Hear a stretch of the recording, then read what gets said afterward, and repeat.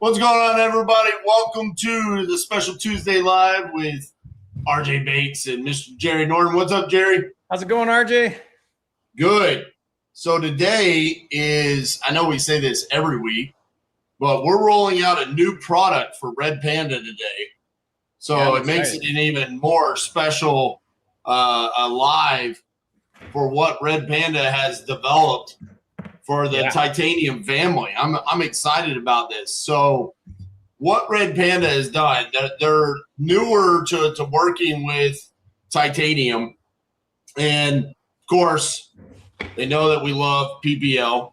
We love what Red Panda has already brought to the table. You know, Jerry, you and I have had great success with the lives that we've done with them. I think every single time we've walked away with multiple signed contracts. So love what they're bringing to the table. But they saw an opportunity where they see inside of Titanium University where we have Titanium Dispo, which is the 6 nationwide Dispo houses that anybody can JV with.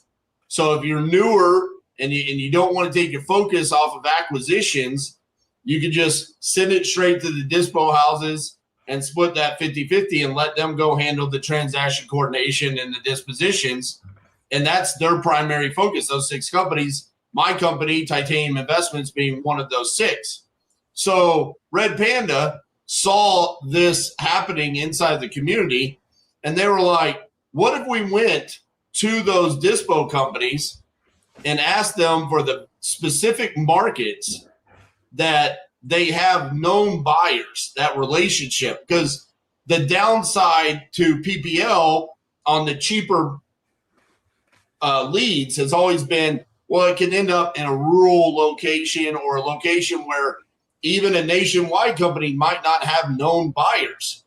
And so they were like, what if we created a product that the price point was a little bit higher, but you know the location is going to be where at least the Titanium Dispo houses have buyers. So they asked all 6 of our companies to give them the counties that we know that we have great buyer relationships and we can almost instantly dispo those as long as it's a deal. And they created that as a package. And so there's 2 different packages that they're rolling out today where basically there's tier 1 and then there's tier 2. Tier 1 being obviously the hotter markets, the ones where multiple of us kind of laid out like, hey, we know exactly where we got buyers there. You get a deal, it's going to get sold. So tier 1 retail price is $350 a lead. The discounted price for titanium is $175 a lead. That's tier 1. And then tier 2, the retail price is $150. The discounted titanium price is $75. So you got 2 choices. You got the tier 1, which is the premier markets, $175 a lead. And then you got tier 2, which is still locations that we have buyers in, $75. Now, just because you buy these leads does not mean you have to JV with titanium or the Dispo houses, but you could because you know that we have buyers there. So I love the fact that Red Panda kind of thought outside of the box about, hey, the packages, what can we do? And really Red Panda's objective here is, hey, we want to come in and we want to give you guys leads that are going to be able to make it across the finish line. And so even if you're brand new, you're going to pay a little bit more per lead, but should be in an area where if you're good at acquisitions and you're good at comping and underwriting, the Dispo should already be taking care of you, even if you JV it. So that's what we're rolling out today. What do you think about that there, Jerry? Yeah, it's pretty cool because if you think about it, if you could reverse engineer how you're going about the business and go where the buyers are, you're always going to win bigger if you go into a market where you know there's known buyers because you're instantly having inventory that buyers are going to want. So it's that idea of like find where the buyers are and then go find leads in that area where those buyers are. It's basically that idea. but they're taking data to drive those decisions. And, you know, if you're watching this, guys, I mean, why is the cost a little bit higher? Well, now they're doing some targeted marketing in specific zip codes. Yeah. So whenever you do, you know, more specific target marketing, your cost is going to go up a little bit because you're not nationwide now, you're in a specific location, you know, so now you have to compete for ad spend and things like that. So first question, how many markets? So for the $175 leads, they're targeting 67 different counties. And then they're stripping away the highest price point, basically the zip codes in those counties that are known to have higher income, right? So 67 counties for that. Tier 2, wider, 272 counties in Tier 2. So those 67 counties, I can tell you, those are going to be locations like Dallas County, Tarrant County here in Dallas-Fort Worth, Maricopa, Phoenix. Like, it's going to be those types of markets. So those are always going to be the highest price point markets. But I think it was a genius move by Red Panda. So that's what we're going to be working on today, Jerry. We're going to be calling those. So a couple of things. Danny Forrest will be giving me some links throughout the live. I'll be dropping them in. Jerry will be dropping them in the chat. And then also, since this is kind of the first time I've ever really talked about it here on YouTube, for anyone that is ever interested in JVing with the Titanium Dispo portal, that website is titaniumdispo.com. As long as you've got the property under contract and you've got pictures, you can submit it to us, and then it goes to all 6 teams. They underwrite it, and if they choose to send you a JV agreement, then you're partnering up with them. If not, you'll get feedback from all 6 teams. So I'm excited for this new partnership with Red Panda. Love what they brought to the table, and love the fact that they're innovating to make things better for us as customers and taking our feedback. Yeah, it's interesting, RJ, because I'm looking at the first one I want to call, and it's in East St. Louis, which is across the state line, and it's a really depressed market. But from these calls, I forget which lead provider it was, I got a contract there, and I'm actually it's a buyer that you hooked me up with in TU, you know, Judd and what's his wife's name? Yeah, Beth. They're buying it. And then in the process of that dispo, I now have buyers in that market. I already had some buyers in St. Louis that are kind of I go to, but now I've got some East St. Louis buyers. So like exactly what you're talking about. Now I'm looking at a lead right now where if I can land a good deal, I got a fairly good chance of dispoing this, or at least I know people to go to right out of the gate. Yeah. And that's kind of the benefit of what we're trying to bring to the table. It's like, hey, maybe you would have looked at East St. Louis previously in the past and been like, I'm going to pass on that. But we know that we have buyers there. Yeah. Like, we don't want to pass on these opportunities. So these leads right here are PPC, SEO. I do think they do have some Facebook ads in there as well. And then Anthony asked if we're doing tier 1 or tier 2. Anthony, I'll get that answer for you. I to be honest with you, I didn't ask that question. I would assume, basically looking at this is probably tier 2. Just because I see a couple of locations on here that I wouldn't have considered tier 1. But there are definitely tier 1 because I see Houston, I see San Antonio. So it's probably a mixture. So we're in tier 2. So there you go. Danny gave the answer. All right, Jerry, which one you calling first? East St. Louis? Yeah, number 29. All right. Here we go.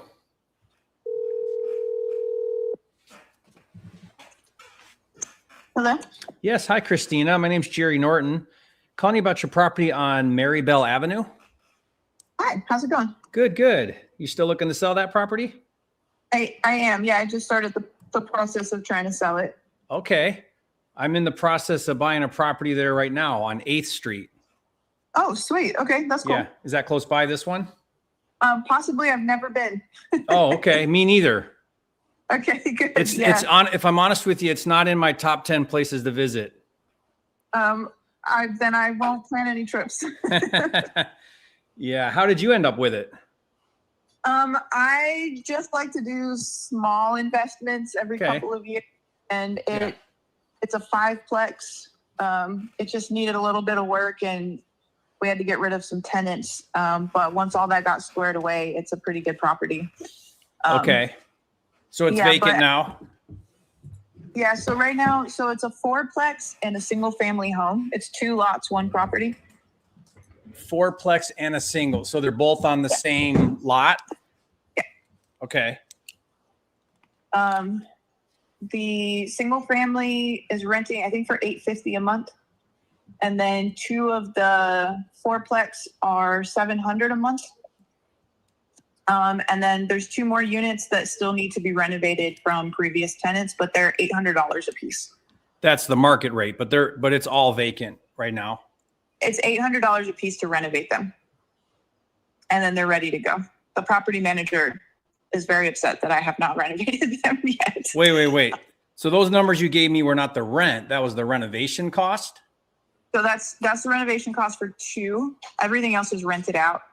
What are you doing for $800? I mean, I can't even change locks and, sneak. Those are the contractors. That's it. It's simple stuff. It's nothing crazy. Yeah. Okay. Yeah. Once they're renovated, then from what I'm told, the market rents now are $800. So the property manager has a wait list. She's ready to get them going. Great property manager.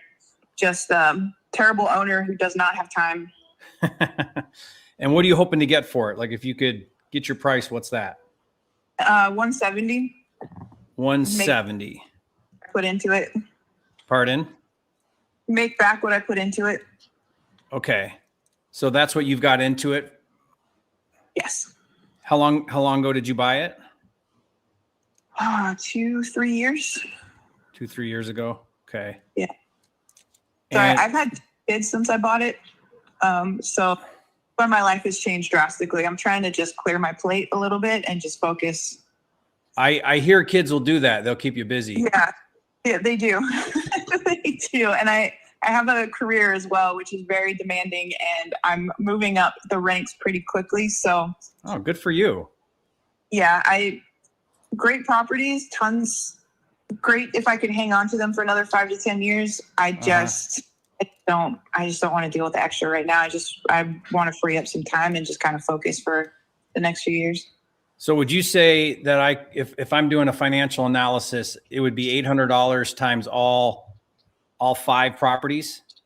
800 times 4, and then the single family 850 to 900. Okay, so that's going to put me around 4,000 in monthly revenue. Yes. Okay. Yep. All right. And you want 170. Yes. Okay. And when would you want to close? Like why an investor like me? I mean, are you looking to do this right away? Yeah, that's kind of the thing, is trying to do it right away. Just the sooner I can get it off my plate. I also am aware that there's not a lot of comps in the area. Yeah, this is probably the most expensive home in all of East St. Clair. Really? I don't know. I mean, the stuff I've been seeing and doing has been really, really cheap. The house I'm buying is for $5,000. Oh my God. Okay. So it's a pretty low end market. Okay. More investors than owners kind of market. You know what I mean? Really? Okay. Yeah. Well, yeah, then I spent way too much money. Well, I mean, it's all about cash flow when it's an income property. Yeah, you know, the rents for what the rents are exceptionally good. I mean, that was kind of the hope, was like find something in a less known area with a lower market, and then, you know, try to build it from there, and then also hope that the market increases over time as well. Yeah. Have some other properties that have been very successful in that way too. So I'm just trying to let go of everything at this point. Do you have other properties you want to sell that I could look at? I do. I have a triplex in Iowa. Okay. That's just Yeah. 3 units, all 1 bedroom, 1 bathroom. That one I'm only selling for 85. Okay. Could I take a look at that one too then? Yeah. Yeah, we could do that. Would you give me a package deal if I did everything? I would, yeah. Okay. What did you want for the Iowa property? 85. It appraised at 105. Okay. And is that vacant too? It is not. It's fully rented. Okay. So that's got a tenant in there. Yeah. The property in East St. Louis has 3 tenants. Oh, that's what I was asking you earlier. That I was a little confused about. Sorry. So of the 4-plex, 2 of the units are rented. Okay. 2 of the units need renovations. And those are the ones that just need a few $1,000s max. Just $800 a unit. Yeah. Yeah. So $1,600. And those are up and running. I have quotes from multiple contractors. Okay. I just haven't called them back to set it up. And then the single family's vacant or occupied? Is also occupied. And that one was That's $850. $850 a month. Okay. So you got I'm stepping into immediate cash flow. Yeah. On your portfolio. Yes. And then the property manager has a wait list. So as soon as those other units are ready, she's got people ready to go. Okay. It's also foaming at the mouth to raise rents in general. Are they on long-term leases or month to month or? 1 year minimum. Okay. How much longer do they have before they renew? That's a fantastic question. I have no idea. Okay. It doesn't. She's a great property manager. She is a workhorse. She's on top of it. Yeah. Yeah. Do you own these free and clear or do you have loans on them? The East St. Louis one, I have a mortgage on. The one in Iowa, I own. What do you owe on the East St. Clair? There's $90,000 left on the mortgage. Do you have a good rate on that? 8%. Okay. Are you open to seller finance if I bring some cash in? Possibly. Okay. What would you want to see down? I haven't gotten that far yet. Okay. Because I can raise all the cash, but if I could, you'd have to pay off that $90,000 loan. You get the difference. But if I could take that loan over, bring the difference or whatever in cash, then that makes it easier to get into everything. Yeah. Yeah. It's, I'm open to options to a degree. As long as I don't have to do after the paperwork is signed, I'm good. Yeah. I mean, do you have a cash number that if you walked away with cash, so that that would be the down payment that you'd be happy with? I don't. You're the first one. So. Okay. Well, I think we can do something here. I mean, you got great cash flow. What would a package deal look like if I bought this and Iowa? I also would have to run those numbers. I have not thought about that either. Okay. Like we're talking, your ask price is 85 plus 170, right? Yeah. Here, let me pull out a calculator. Yeah. So hang on. Okay. I wasn't expecting the conversation, so give my brain a second. Yeah. You're on it though, which I really appreciate. Yeah, I like to take action. My goal is when I do advertising like this and talk to sellers that we get a deal done and I got a contract in your inbox. Yes, I'm 100% down for that too. The worst thing ever is when they're like, let me call you back in 6 months. I'm like, okay. Yeah, no, I'm good on that. I've already dealt with like one wholesaler botched situation. So sorry to hear that. Yeah, I don't want to deal with that again. How did that go down bad? What happened?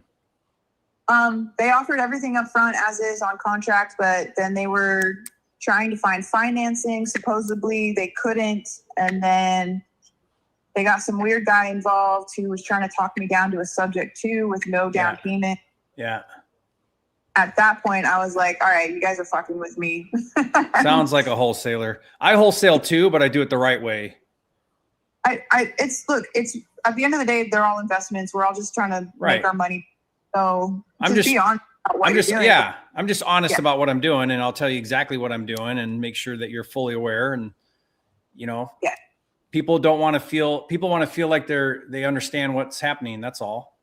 Yes. So I do construction sales with the military. So I work with very blunt people in a sales environment. We don't have time to play games. We need to get stuff done. So you understand how contracts work, and you don't lock something up if you're not clear about what you're doing. Yes. Did they have this with you at 170? Yes, they did. We went down to 160 because they were going to they were going to handle all the closing costs and everything else. Yeah. And then they didn't perform. They couldn't perform. And then they could not. No. How long? They dragged me on for about 2 months. Oh, 2 months. Yeah. Huh. Well, if they were trying to wholesale it, then it shouldn't have been a financing issue. It should have been that they couldn't find a buyer issue. Because that's what they're doing, is looking for another buyer to sell their contract to. Yeah, possibly, because I ended up, I used my old agent and she found someone for them for financing, and they would not return his calls. And they still didn't perform. Yeah, so I doubt it was a financing thing, unless they were trying to buy it for some reason. But well, that's the thing, right? It starts, things stop adding up. So yeah, but I mean, I am having a hard time comping that, because how do you find a 4-unit with a single family? There aren't any comps, so I have to really just take an income approach at it. Yes, which is just making sure that it pencils financially as a rental property with the cash flow. Yes, because something like this, East St. Clair, I doubt it appreciates much in value. It's one of those kind of markets that just doesn't really go anywhere. But if you can live with the cash flow, then that's what you got to make sense out of. Right. Yeah. So I'm going to give it one more shot to see if I can actually sell it. And if I can't, then I'm just going to suck it up and rent them. Because at the end of the day, it is still a very good investment. Yeah. I'm just tired, man. I got a 1-year-old and a 3-year-old, and my job's got me working 10 hours a day, 6 days a week. So if I could take a break from it for a year, that would probably help me. Well, give me a deal on the whole package. Okay. All right. I gotta run some numbers. I'm trying to switch between categories here. Adding it all up. Yeah. Take your military contract brain aside, set it aside for a second. Put your real estate hat on. Yeah. I've been working for the last 23 days straight. I live in San Diego, and most of my projects are with Navy ships. And so you can imagine the Pacific Fleet right now has got a lot going on. Oh yeah. So we're working. Are they right there in San Diego, like the ships? Yeah, that's where they bring them all in for repair. Mm-hmm. So we've been working 7 days a week for the past almost month now. And you work from home? I work from wherever. So I have 3 offices, and then I go out in the field a lot. So I'm on all the job sites, checking in, making sure everything is going well. And you have a 3 and a 1-year-old. Yeah. Wow. Yeah. How are you doing all that? I'm not. That's too many balls in the air for sure. That's secret. Yeah, you can't do it all. Something's got to give. So that's where I'm at. I'm trying to see where I can start breaking away from responsibilities and giving myself a break. Mm-hmm. Yeah. So, that's what I was missing.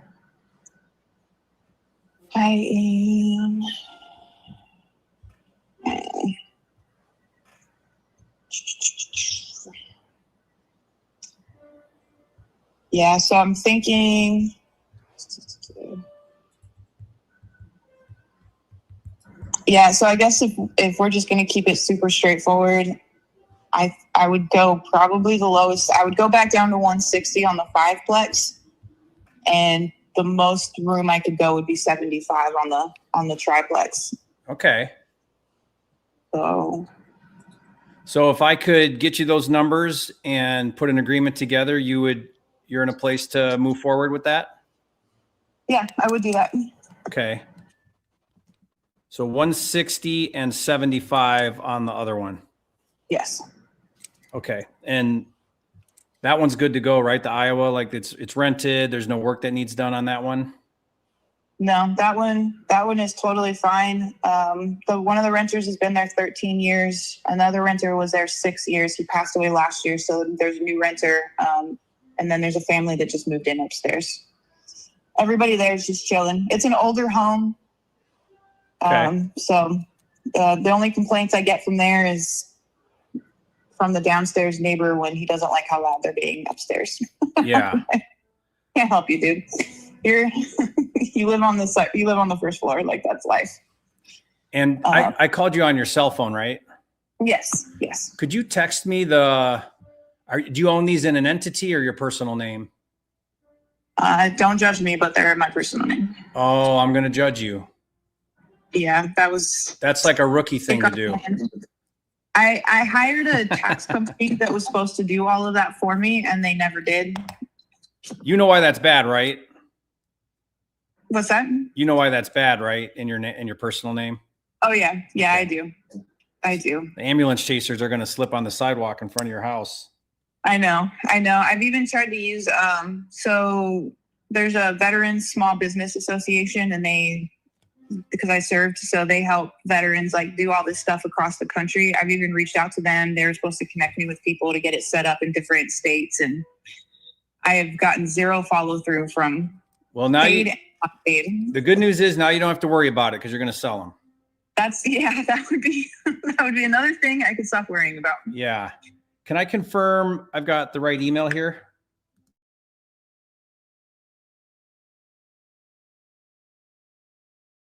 Okay. So if you could text me right now the full address for the other property, because I don't have that.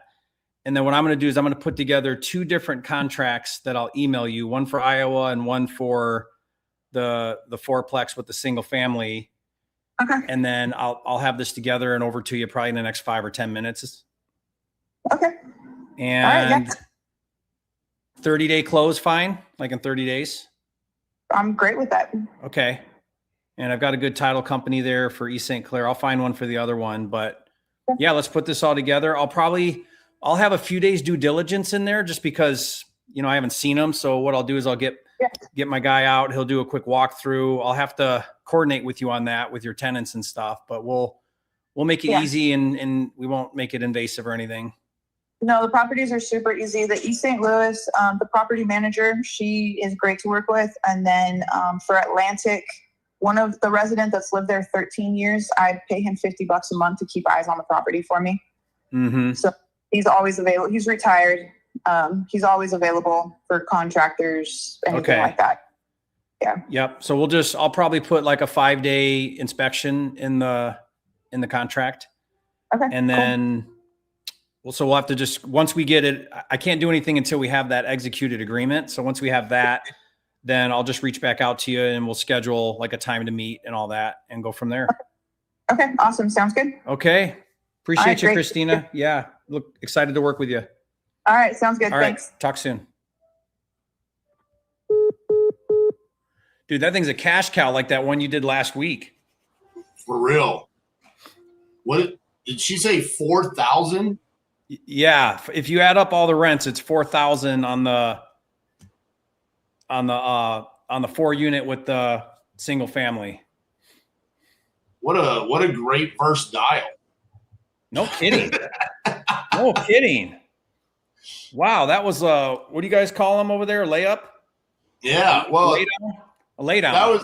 That was similar to the Cleveland deal because it's basically the same thing. It's a 2% rental, but it has the opportunity for even more. Yeah. Right. That's crazy. So yeah, and your boy Judd's already wants to look at it. Yeah, I bet he does. I was curious if you were texting them. Yeah, I was texting them. Yeah. While you're on that phone, like, hey, here's the address. Hey, what are you doing right now? Right? Stop what you're doing. I've got a great deal. Yeah. All right. I'm gonna go to San Antonio. San Antonio. See what we can do in Texas. Please leave your message for 210. You know where San Antonio is?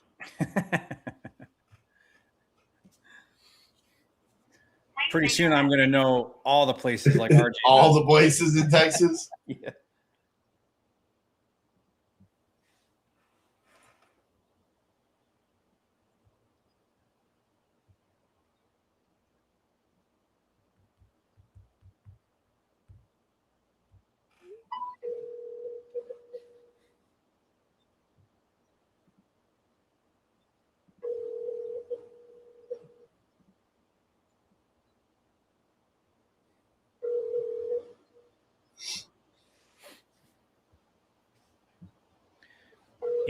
You know what's cool about having being a VIP client for the Dispo titanium Dispo?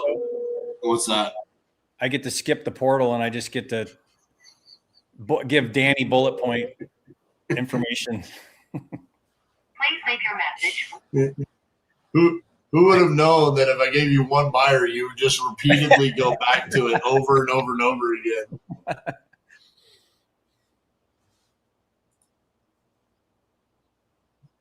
That's what great wholesalers do, though. Honestly, I literally repeat myself on that on YouTube over and over and over again.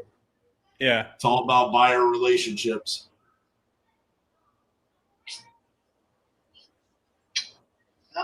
Hi, is Zelinda there?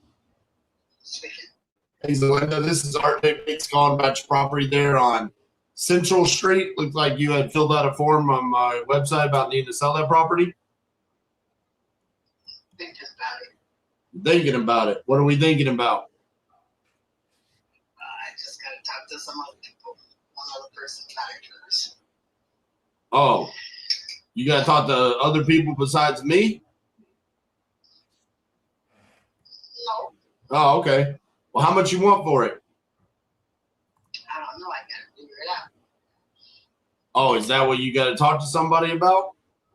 Yeah. Okay. Well, I guess when you figure that out, do you want to call me back? Because I don't know what there's to talk about if we don't know how much you want for it. Right. Yeah.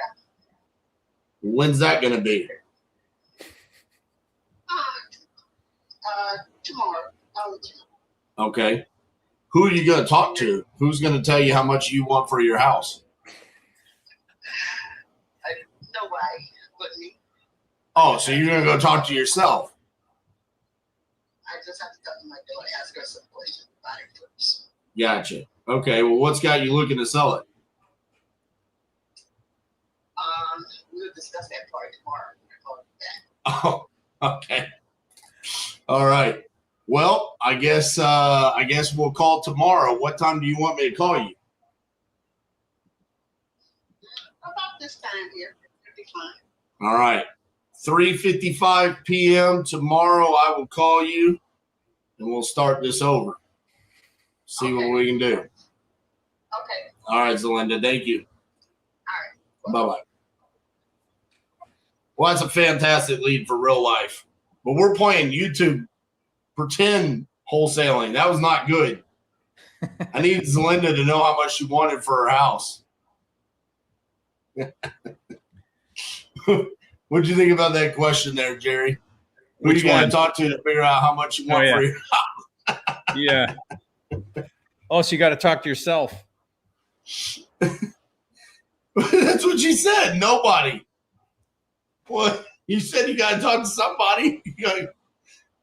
You're just going to go in the back room and talk to yourself? Then she said daughter. So, you know what's crazy is her reason for selling is foreclosure. Oh, she didn't say that. No. I'm surprised you didn't press her harder. For what? I felt like I pressed her pretty hard. I don't know. Like, you got to have a number you're thinking. I mean, what's your number? I mean, honestly, it says she needs to sell ASAP. It's poor condition, and she's in foreclosure. I mean, at some point in time in real life, I don't want to burn it. She's got to go talk to the daughter. Let her go talk to the daughter. We'll talk to her tomorrow. I mean, there's pretty much a number she's locked in at, which is probably what the foreclosure number is. Right. The payoff number, you know. All right. Well, I'm 0 for 1. All right, I'm gonna try 19. Coach Jerry told me I should have pressed harder. Oh wait, no, I don't The want to call poor next. soul that I'm going to call next. Good. I'm going to press so damn hard they're going to beg for forgiveness by the end of it. Wow, RJ, which one should I do? I thought you were calling 19. No, it says it's in good condition. I changed my mind. Oh, then go to 20. 20? Yeah, that I mean, one's you can 4, call all 8. those with excellent condition. You love those.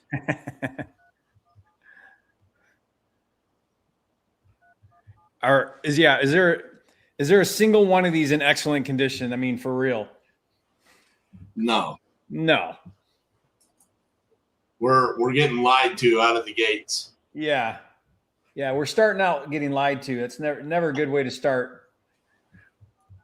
All right, let's try 20 then.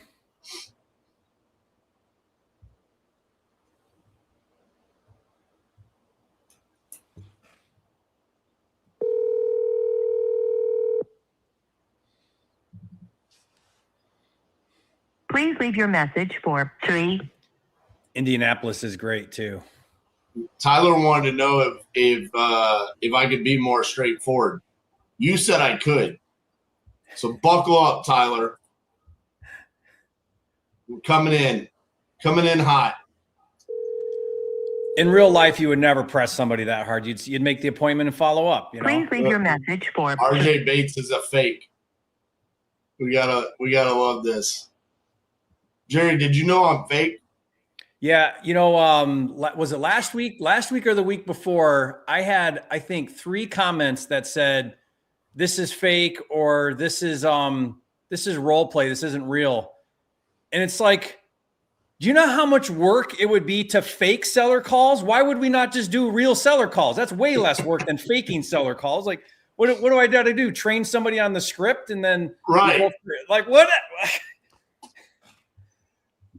So he lied to us out of the gate. I love it.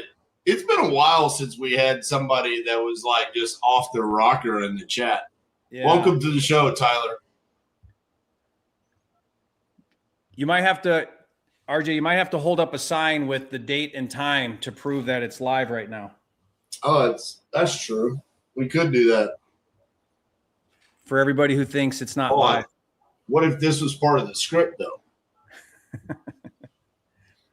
But see, they're on the other line right now. I mean, they know it's live, but what they don't know is that it's fake. It's all. That's right. Fake. They're fake sellers. That's right.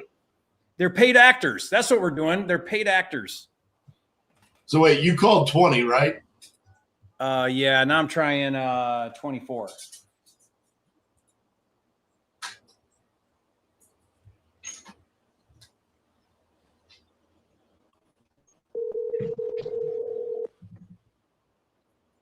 Peter speaking.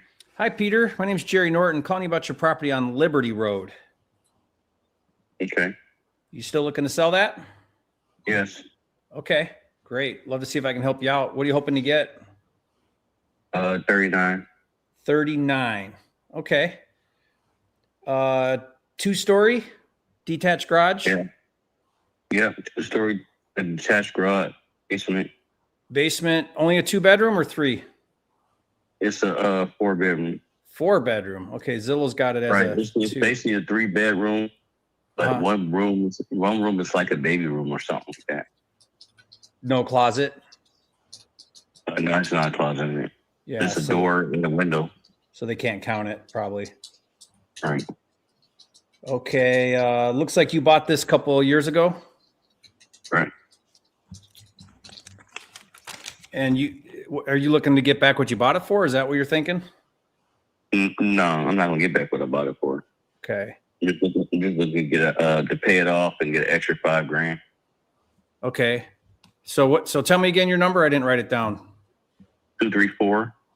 No. Your buy price you want. Oh, 39. 39. And if you got 39, that'd pay off your loan and put 5 in your pocket. Correct. Tell me about your loan. Uh, What interest rate you at? I think it's like 7. 7. Okay. Is this a rental or are you living there? I'm living here. Okay. And you're there right now? Right. I'm here right now because I can't leave the place because people may come here. Why would people come in there? Steal stuff at the house. Okay. Is it not a safe neighborhood? No, the neighborhood's safe. That's just something that you do. Yeah. Okay. As an investor, if I buy this, what do I got to spend to fix it up? About 30 altogether. 30? 30 altogether. And then at the end, it would be close. It would be comp that or appraised that between 190 and 121. Between 190 and 121 or 221? Yeah. 121. Just the gap. And then you get if you was to renovate it, you get a 10-year tax abatement. Okay. They doing that for investors out there? No, they're doing that for anybody that remodels a home. If you build on a lot, you get a 15-year tax abatement. Oh, okay. Do you have to hold it for a certain amount of time? No, you just got to build. This area is being built up. Okay. Let me just look here because I'm trying to find that 120 to 190 range that you're talking about. Mm-hmm. This house is hard to comp. It's a 100-year-old brick house with a flat roof. It's the only one around it. There's no other house like it in the neighborhood or close by. How did you come up with that number, 120 to 190? Oh shit! I did because I was gonna fix it up. Right, but who told you that you'd get those numbers? The realtor. Okay. Realtor. The realtor told you that? Yeah. Okay. Well, I'm looking at solds, so that's kind of what I do. Is what's close by, similar in comparison, recent. Right. You're trying to comp the house, and this house is hard to comp. Yeah. And it has 4 lots all together. That equals about a quarter of an acre. There's 4 lots that I see. I'm looking at the street view. Is it if you're facing the house to the left? Right. Are those lots all combined or separate? They're all combined with the house. Okay. Could you split those off? Yeah, you can split them off with someone. But right now you're okay. So you're 1/4 of an acre. So what are those lots, like 50 foot? No, they're going to be even smaller. Probably 30-foot lots or what? I couldn't even tell you. 40-foot lots, maybe. Yeah, they're pretty. Because your house is sitting. Okay. On the street by, so is that the play? You split the lots off, or do you just have a big yard that a buyer might like? no, I just sell it with the house. No, I know, but like for an investor, what would be the play there? Play with the investor. She'd build another house just like it. Renovate this house, get the 10-year tax abatement, and build another house like it. It's a 121 between the 90 and 21,000 for this house. Build one just like it, get another 121. Mm-hmm. Yeah, I mean that's a big project. I mean, I'm looking at a really nice new. It's actually built ready. What do you mean? This house is it's actually at the point to where all you got to do is just build. It's ready to be built on. The connections and all that, as far as utilities are already there. Yeah, there's no clearing to do or anything like that. No, I mean you would clear it. I mean, there's not really no clearing because I just got to cut in the grass. So. Yeah, I'm looking at a really nice house over on Stalker Avenue that just sold a couple months ago. It's 1,500 square foot, 4-bedroom. The basement's like, it's not finished, but it's, floor painted, ceiling walls and ceilings all open, but it's fully renovated. And this sold for 134. Right. This is 1,800 square foot. Okay. And like I said, you'd get that if you fix it up. You'd get what? So you get between 90 easily and 121. So when you said your range, you said 90 to 120. Right. That's okay. If you was to fix it all the way up. That makes more sense. I thought you said 190 to 120. No, 121. Yeah. Okay. 90 to Okay. 121. Then that does feel right. I mean, that's kind of what I'm seeing. Yeah. Cause you're 1,800 square feet, but you're a 3-bedroom, 1-bath. Not Three bedroom, 1.5 bath. There's a bathroom in the basement. Can you count that though? Yeah. I mean, it has a toilet and it has so you can, yeah, it's a basement, it's a bathroom. Okay. All right. I mean, there's a lot of lower price homes in your area. So I'm just looking at what's nice, you know, for that back end value. Okay. Well, is 39 is kind of the best you can do because that's as low as you can go because that puts a few dollars in your pocket, right? Right. If I went, I mean, I probably can go 38.5, but 38.5. Yeah. Okay. I even go 38. 38 even. Right. And when you said it needs 30 in work, what's the 30 doing? Roof and the roof and finish work with the house. It got to be redone. Like what, for example? How's the kitchen? Huh? How's the kitchen? All it needs to be updated. All of that needs updated. Yeah, the whole house. Yeah. I'd be spending more than 30 then. No, I tax it out at 30. I mean, well, I'm a procurement service operator, so I got a lot of subcontractors out there, so I put it at 30. If you don't know the area, I guess if you don't know anybody, it probably would charge you more. But this is still an 1,800 square foot home, so I mean, just really not that much to fix the roof, the floors, update it. I mean, it's a brick house. Yeah, but if I'm doing kitchen, if I'm doing the kitchen, the bath, the floors, the roof, what about windows? Windows are fairly new. And then they understand your own. Okay. How's the plumbing, electrical? Electrical probably because the roof been leaking. Because I had that electric work done before it started leaking. So that's the problem I've been having right now with the house, the roof leaking. The roof. There's no holes. There's leaking. No holes in the roof. Right. There's no holes or anything in the roof. It's coming in, but I can't figure out where it's coming in from. So I think I just got to redo the whole roof. How's the garage roof? Does that need done too? I would do it. Yeah. The garage doors need to be fixed because the kids broke garage doors, so they need to be fixed. And I would if you're gonna do the flat roof, I would just do the garage roof. The garage is just a shingle roof, but it's real small. I mean, it's a 2-car garage.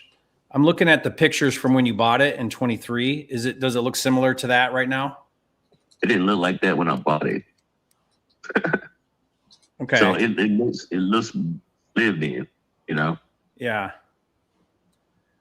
Well, So, I'd love to see if I can make this work. If I can do the 38, what I'm going to need to do, here's how this would have to work out. Is we put together an agreement at 38,000. I send that over to your email. Once you sign that and we're under contract, I'm going to have a small window of due diligence and I'm going to send my guy out there. We'll do a walkthrough. We'll make sure that we can keep that rehab, around that 30 number. And then as long as we can, then we move forward. If we can't for some reason, I'll let you know at that time. Okay, so now you want me to take this because it's already out there. I mean, I've already been seeing what's out there, the price for whoever willing to pay. But I've been getting a lot of dudes.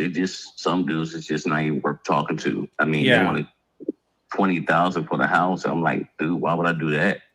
I mean, owe money. Why would I owe money on the house? I just let the bank. No, you can't do that. But what I could do, here's what I could do to make it a no-brainer, if you'd be willing to do it, is I take over your loan at 7%, and I give you $4 or $5 grand at closing. That'll work. Would you do that? Yeah, I'll do that. Okay, because it's the same to you anyway. Right. Just as long as I get the $5 grand, I'm fine. And then plus it helps them credit out. How's it help your credit out? You said if you give me it still be up under my name, but you own the house. Right. Right. So as long as you're making the payments, yeah, it'll help credit out. Yeah. I mean, it'll exactly what you said. The loan stays in your name. The deed goes in my name. I take over your payments. I make your payments every month. And then at closing, I pay closing fees and then give you $5,000 at closing. Right. So to get the house up to date, you're going to need at least about 10,000 though. Why? It's in foreclosure right now. You're in foreclosure. I was letting the house go. Oh, okay. So when you said 39, that's including what's owed on it to catch it up? Yeah, that's included with owed on the whole house, but just to catch up on the payments, it just Got be it. $10,000. Okay. At the most you spend for the house is 15. 5 to you, 10 to pay the bank back to catch it up.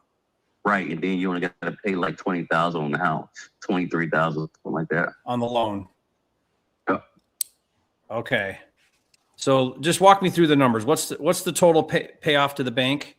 22? It's about the total payoff to the bank is about 34. Oh, 34. It's 33,094, something like that. Let's call it 34. But what's and of that 34, how much is back payments? 10? It is 10. So the loan balance is 24. Right. So 10 in cash goes to the bank, catches them up. Now they're current, they're happy. And then 5 in your pocket. And that puts me at that 39 number to get into the deal.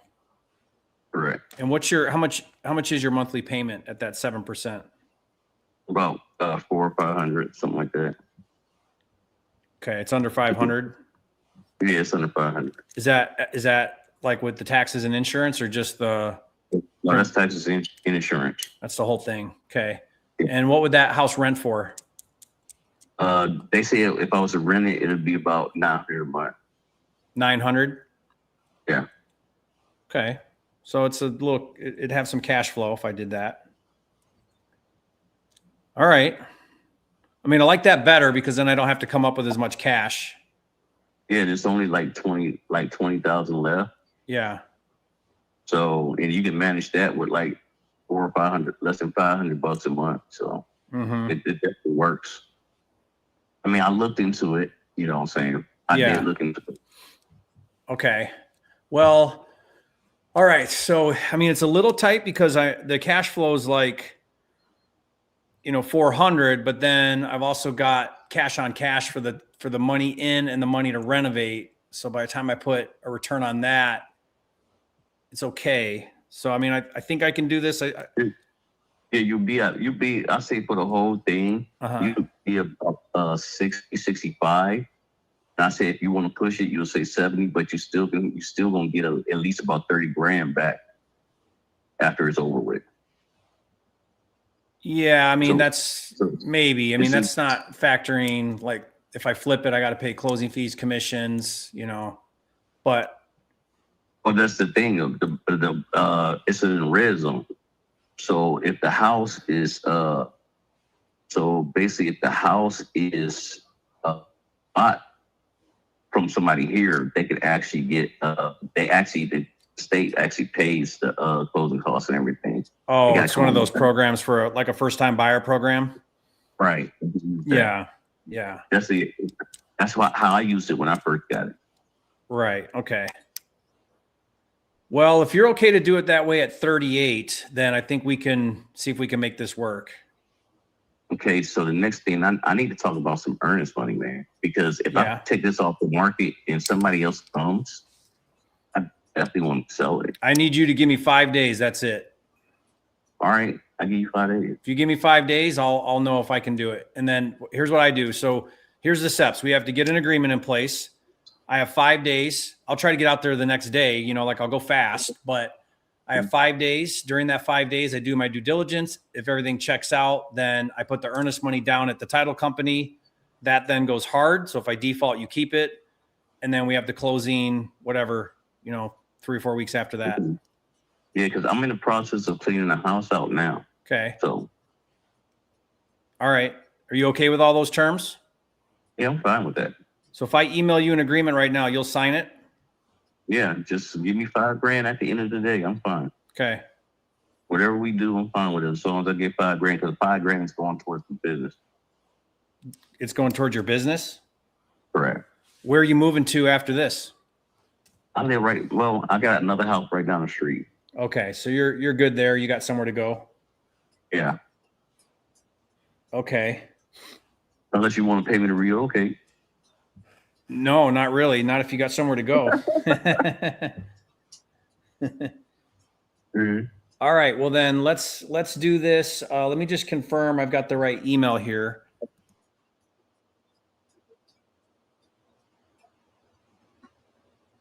Okay. So I'm going to put this together here. I'll lay out everything we talked about in that agreement. I'm going to email it to you. I'll text you when I send it so you know to check. And then you'll just initial and sign it right on your email. And and then we'll get to work. All right, no problem. Sound good? Yeah. All right, Peter. Let's see if we can get this done. Appreciate you. All right, no problem. All right, talk to you soon. I don't know, RJ. What do you think about that one? I think that for 56 minutes, I've been sitting over here watching you get signed contracts while I got told I'll talk to you tomorrow. And I'm getting a little anxious over here, Jerry. That's what I think's happening. Hey, I know the feeling. I've been on the other side of this too. I mean, do we really think that it could be worth 120? I mean, there's some fixed up homes that are smaller square footage that are in the 120, 130. So there's people rehabbing over there. I don't know about fixing that house up for 30 grand. I mean, that feels like a 60 grand to me. 1,800 square feet, 1,800 square feet. It's going to be hard to keep a 30K budget. But if it's a rental, so I switched gears. I don't think I was okay with it. But if, the problem is even if, you got to come up with, there's 15 in cash. Plus if I want to wholesale it, there's going to be another 5 to 10. So someone's coming up with 25 plus rehab money. I don't know. I loved it at first when I thought it was just 5 grand in his pocket. That would have been a no brainer.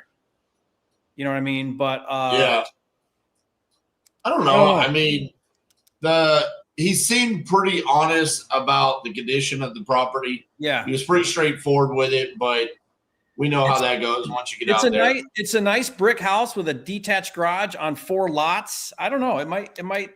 This is one of those ones, RJ, where it's not an obvious deal to me, but if we go through a good dispo process, is there a buyer that'll pay for this deal 10 grand to get into this deal? Probably. I think it's one of those kind of deals where you gotta swing for it to find out. Yeah. And then be transparent with them. That's all. I'm gonna stay in Texas. There's a lot of Texas on here. What's that mean? Humble. Going to Humble, Texas.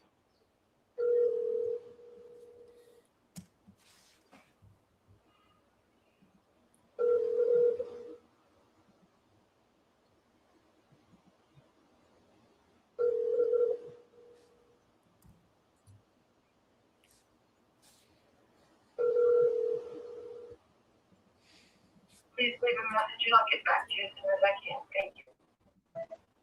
Hi, Jelaine. This is RJ Bates, going back to property there on Davis Street. Looked like you had filled out a form on my website saying that you needed to sell that property. If you could, give me a call back at 817-915-6860. Thank you.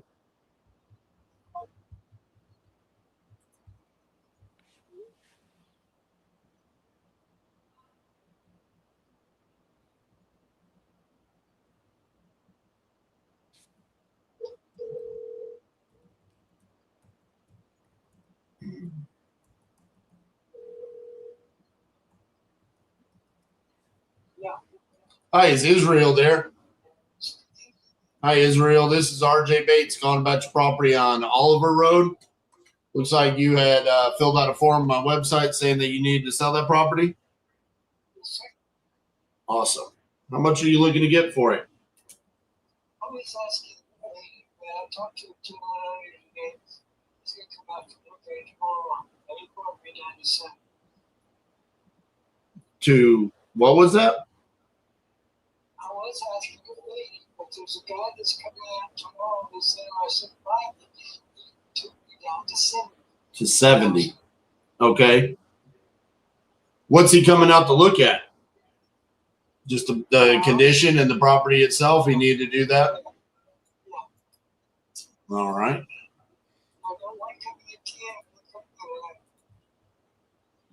Are you going to have those appointments no matter what?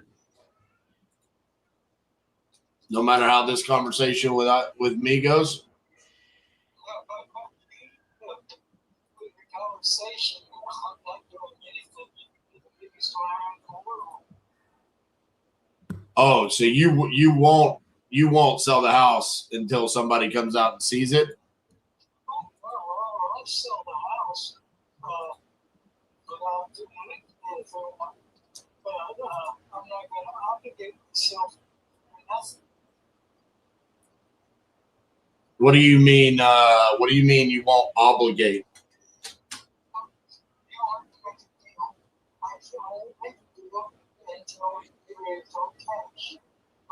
The only two guys coming out tomorrow to do it, if they do it, they come and go, I don't know. But it's interesting, then we also invite, we'll do that with my auto. Okay, well, that's what I'm calling you to do is talk about the property and potentially offer you cash. But I'm not going to come see the property before I have an agreement in place. Okay. All right. Well, let's talk about this. What's got you looking to sell the property? Okay, so you live there right now. You occupy the property. Where do you want to move to?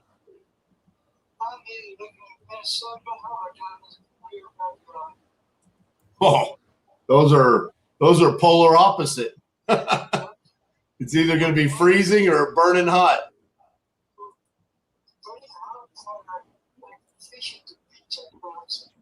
Right. And freezing part, I can hope in the summer.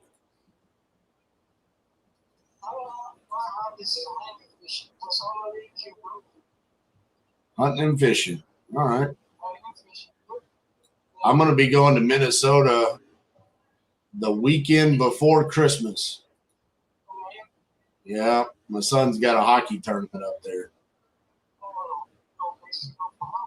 Yeah. So, all right, 70 grand. Talk to me about how'd we come to that number? What does that do for you? Is that an important number for you? I was asking for 80,000. Oh, yes, definitely. I was asking for 80,000. And we was talking and going, would you take it to us? I told him, I don't know. Things, what did I say? I thought, yeah, I can do so. If we go lower, and another guy called me off with 50,000. I told him, there's took his time. Okay.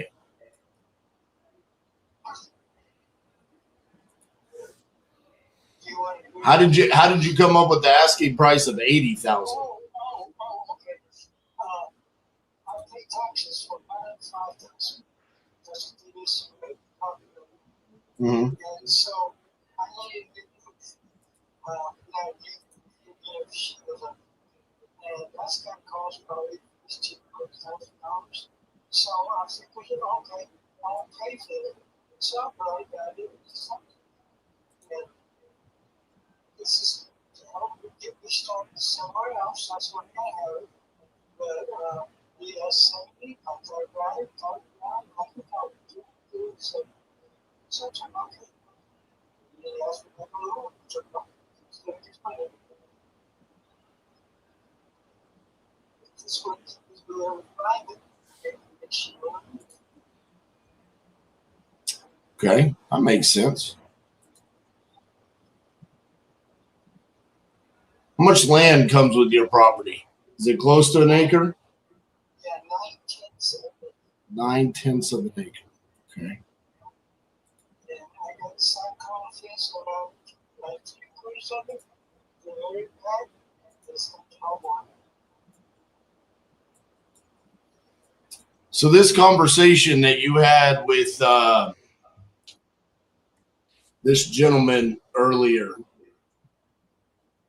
that got you down to 70. He's going to come see the property tomorrow.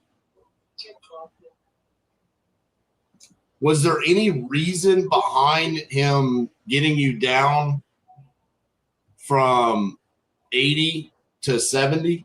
Or he just asked you and you said you're willing to do that? He's just asking me.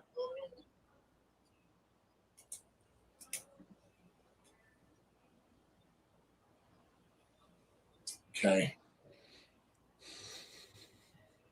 So I'm looking around the area. I mean, you're a four bed, 2.5 bath, 2,100 square feet, 9/10 of an acre, built 1970, right?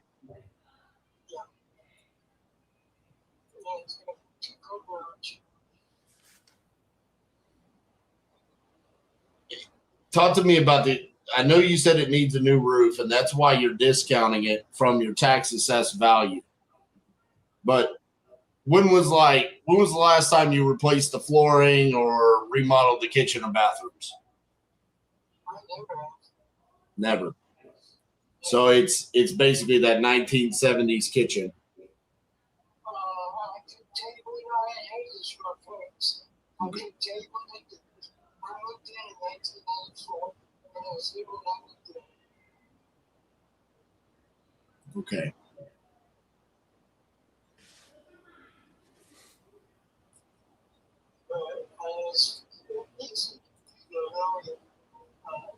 That's what main part of the house was. And we use a new floor. How much is the other person that's coming tomorrow willing to pay you? I know, but I understand. I don't want you to go lower. The reason why I'm asking is because I think 70,000 is too low. I don't say this very often, but I think you deserve to get paid more for your house.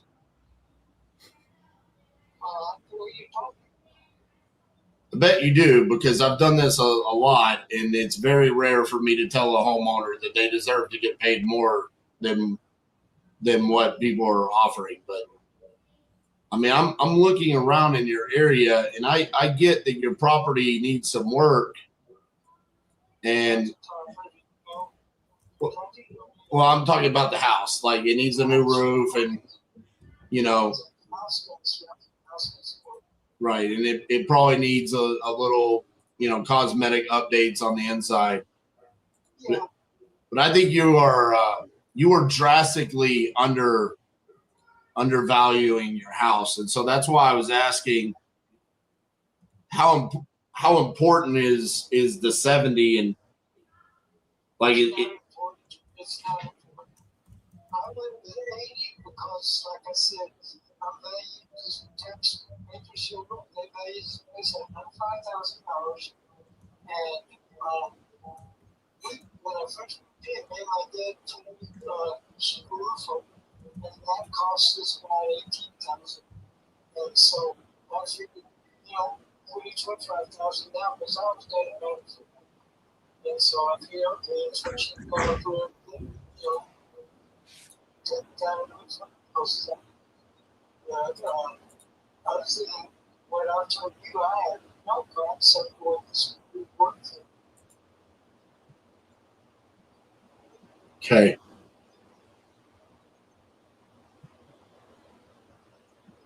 How much money do you think you need in your pocket to make the move to Minnesota or down to the Rio Grande? I want a clear title. That was 7,000.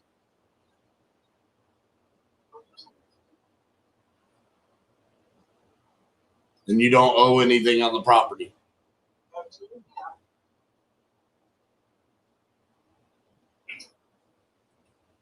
How much do I need to offer you for you to call those other people back and cancel the appointments tomorrow? That would be difficult for me because I received a bunch of calls and I'm really lousy with names. And so I don't remember the names of German. So I couldn't figure out who to call back because I got phone. just today I finally taken about 10 to 15 calls. You've taken 10 to 15 calls and no one was willing to give you 80,000 for your house? Yep.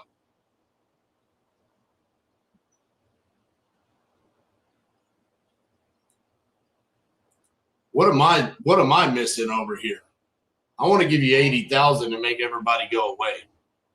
Okay. What if I got somebody to come out to the house right now?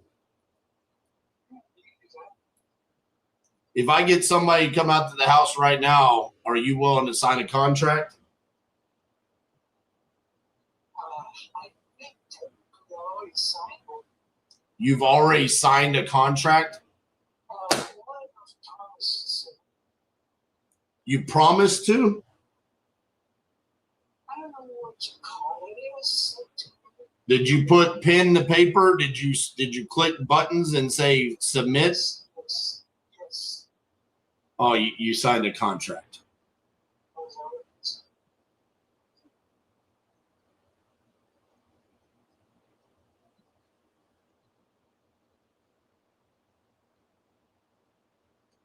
So they sent you a DocuSign for the 70,000. Yeah, that's what it's called. I you signed now. Yeah. Forward it to you. Sure, forward it to me. Let's look at it. Okay. Take a look at it, RJ. Yeah, can I text it to you real quick so you can make sure you? Okay, go ahead. I'm texting it to you. And I'm going to send you an easier one. There you go. That's my personal email.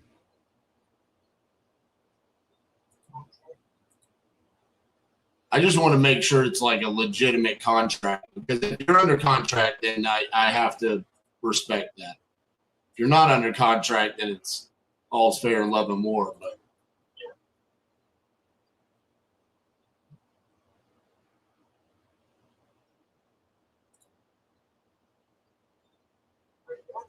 yeah, I'm just waiting on you to say. Did you get the text?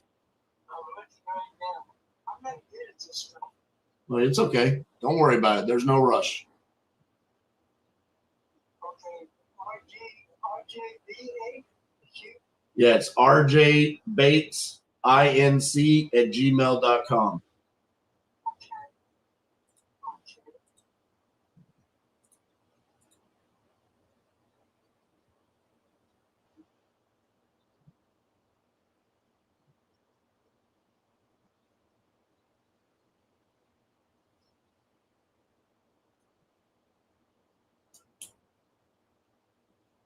I'm trying to find the link to send me. So far, I can't find it. There should be one that said completed. When did you sign it? Earlier today? Yeah.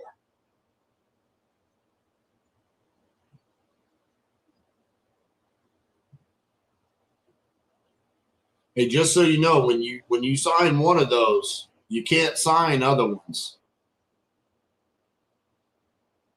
Like you can only sign one contract. Okay. So that's why I want to see this, because you've now agreed to sell your house to somebody.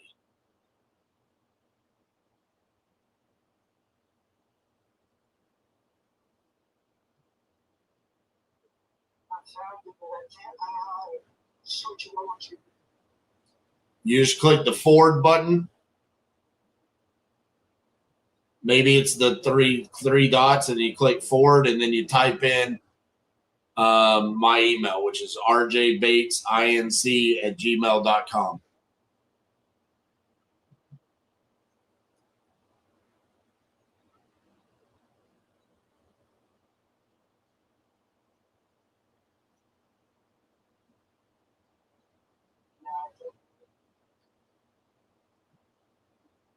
I found it, but I can't figure out how to do it. Do you see the three little dots at the top? Yeah. It says details, start, search, change colors, archive, trash, and subscribe. Hold on. Are you on your phone, or are you on your computer? I'm on the phone. Okay, let me do it from my phone. And all right, so you see where it says like DocuSign, and then the time, and then right next to it it'll say unsubscribe. There's 3 little dots right there.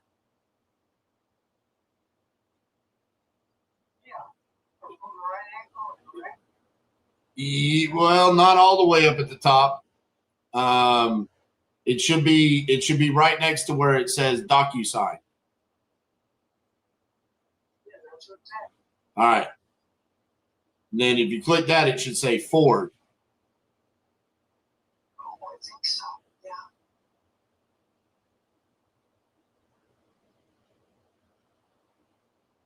And then if you click that, then all you got to do is when it says to, you just type in my email, rjbatesinc@gmail.com.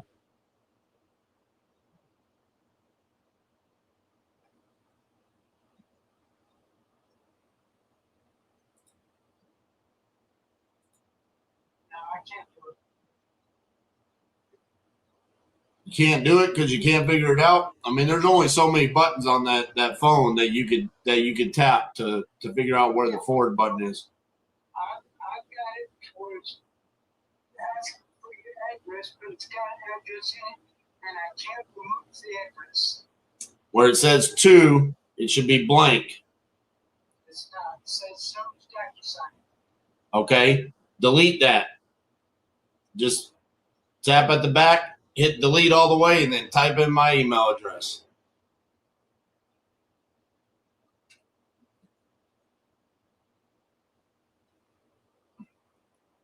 Listen, can't never could. We're gonna figure it out. You are, but I know. I can't remove the address. Then just type mine in. I think it's because you're looking at where it came from. You need to type mine into. Actually, do you see where it says to? Oh, I got removed it. Yeah. There you go. Now, your address. Yep. It's RJ Bates, BATESINC @gmail.com. All right. Send it, and I'm going to read it with you so we can see if we got something to talk about or if not. All right.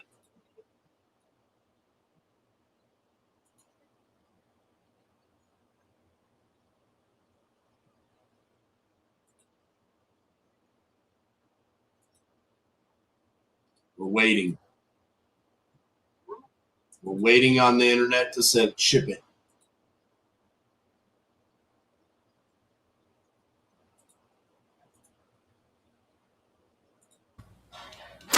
Are you on mute right now? I'm sorry.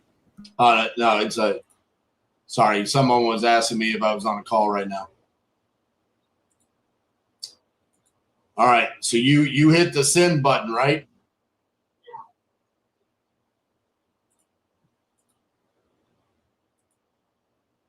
You sure you typed my name in right? No spaces? RJ Bates? I'm going to try and send it to you, CC. Yeah, do that. Okay, I'll do it right now.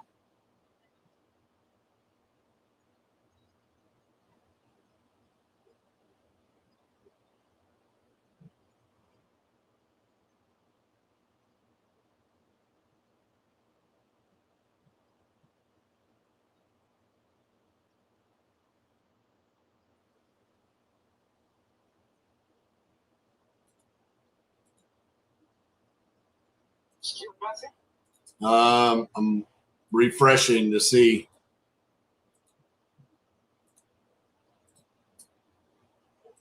Definitely not seeing it. And you CC'd me on that one.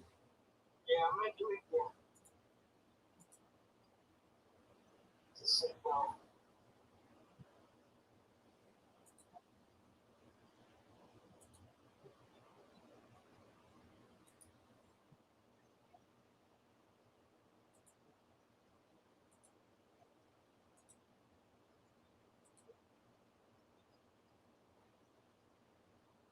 Can you just kind of tell me what it says? Is there a way for you to look at it?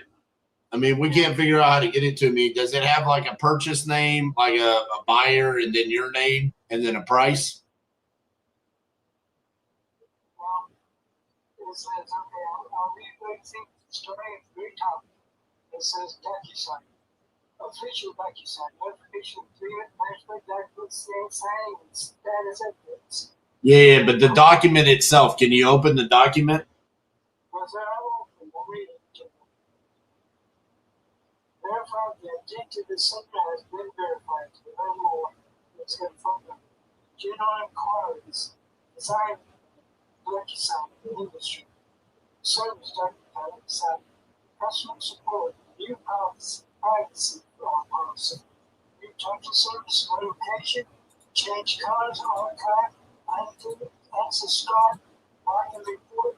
Visit RCS. This chat is end-to-end encrypted. Yeah, so at the bottom of that, there should be an attached document. Do you see an attachment at the bottom that's like an actual PDF? Also, But you opened it earlier and you clicked the button and it put your name on there and you said finish, right? Did you read what that document said? well, basic kill. Okay, but it had a buyer's name on it, right? It was a contract and it said this person is.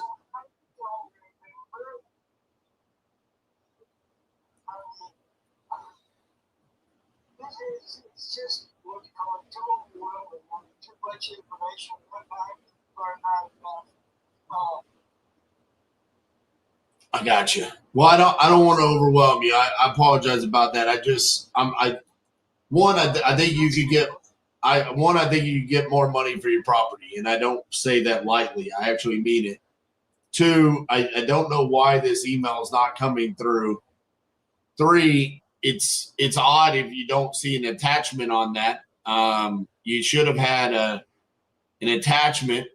It's kind of got, it doesn't have an attachment, it's got an address. But it's got a link to go where you get the actual form. Yeah. So click that link and then see what it takes you to.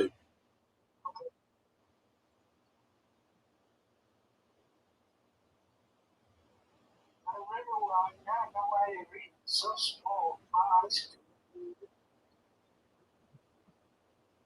When I got it, it says,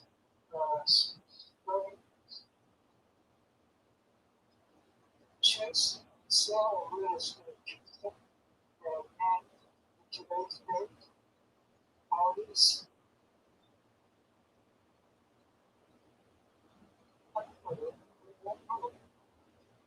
And it says your name and then the buyer's name. Yeah, so yeah. Okay. And the price is 70,000. I don't see that on here.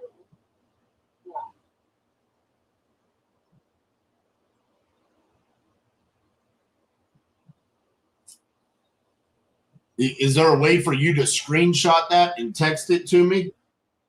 Oh, that's the idea. I'm just seeing it right before it to get it now. That would be fantastic if you could do that. I totally thought asking you to screenshot would be more difficult than emailing, but I was wrong. I should not have made that assumption.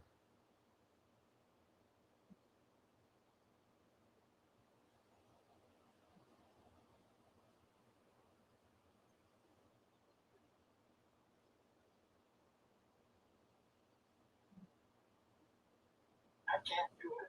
You can't do that. Okay. All right, man. Well, I'm wondering if we hang up, if those emails are going to come through if you did it correctly. The guy that sent the contract that you signed, is he one of the ones coming tomorrow?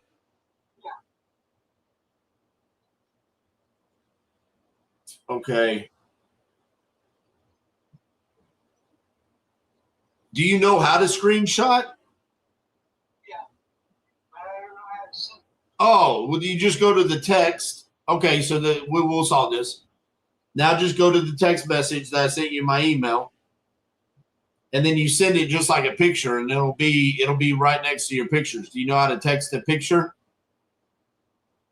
I've never done it. Yeah, I've done it. Yeah, I have to. Yeah, you do it the exact same way.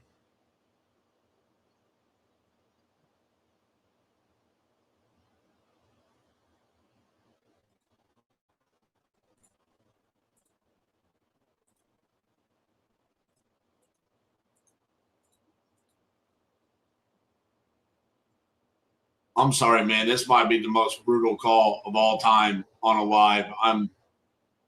This is It's okay. I got contracts to fill out. I'm getting frustrated, so I'm gonna stop.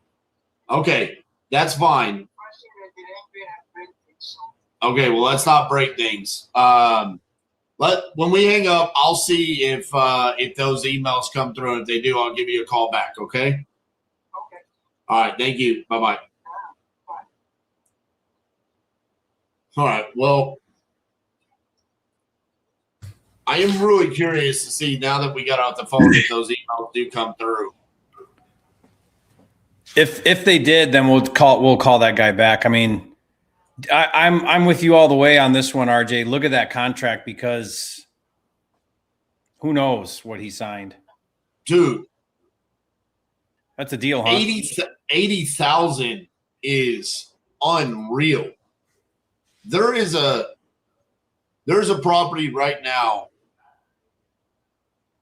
that it's one street over. It's 500 square feet smaller for $365. And this is in San Antonio. Yeah. Yeah. I was thinking the same thing you said, which is like, what am I missing here? I mean, But you can't find. there's a 1980 mobile home for 1,000 square feet that's 165. Wow. Yeah. This guy's getting just taken behind the woodshed.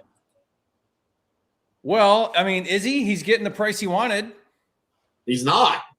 He wanted 80. They offered him 70. Okay. So I asked him, I said, what was the reason why they got you to come down? He said, because they asked me. Well, I mean, why is he asking so low, and why did he go even lower? I don't know if y'all can hear or not, but his thought process was his tax assessed value is 95, but he has it under a homestead exemption. And who knows if that's even, I mean, it's 95,000 is the tax assessed value. He's discounting it by 15,000 because it needs a new roof.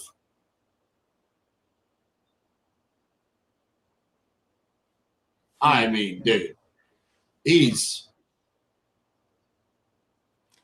I can't believe that. Yeah, I liked how you told him you can only sign one contract, dude. Well, yeah. I mean, How is that not obvious?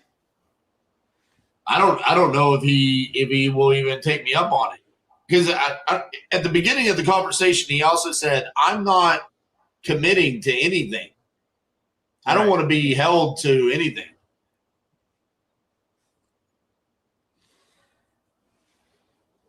All right. Well, if that email comes through, we'll jump onto that. Yeah. All right. I'm going to try 27 since it's a tired landlord. We're doing good with those today.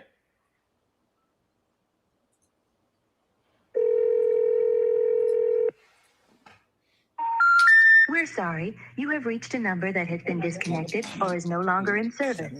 If you feel you have reached 02. All right. 27 was wrong number. All right.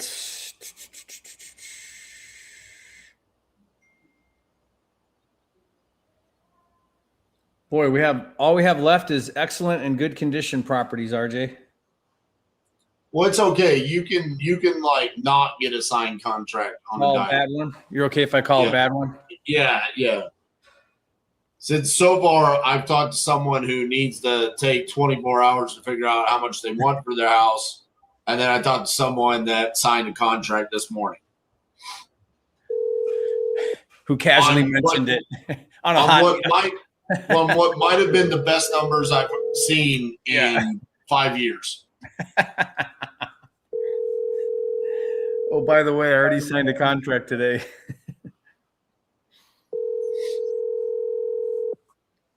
Telephone number 513410118. You know, I hope everybody caught what RJ did there too. You know, when you were offering him more money, the guy was also scheduled to meet people. So I think the idea was like, hey, this is a smoking hot deal. Why don't I pay the guy more? It's still a smoking hot deal. Get him to wipe out all these showings or whatever. Stop talking to everybody, and we get a deal done. Is that where your thought process was? It was, and that backfired because did you hear what he said? What? I'm really bad with names, and I can't remember who I signed this contract with and who's coming out to see my house tomorrow. And there's no way for me to figure out how to call them. Wow. I mean, so that's why I was like, hey, I'll send somebody out to the house right now.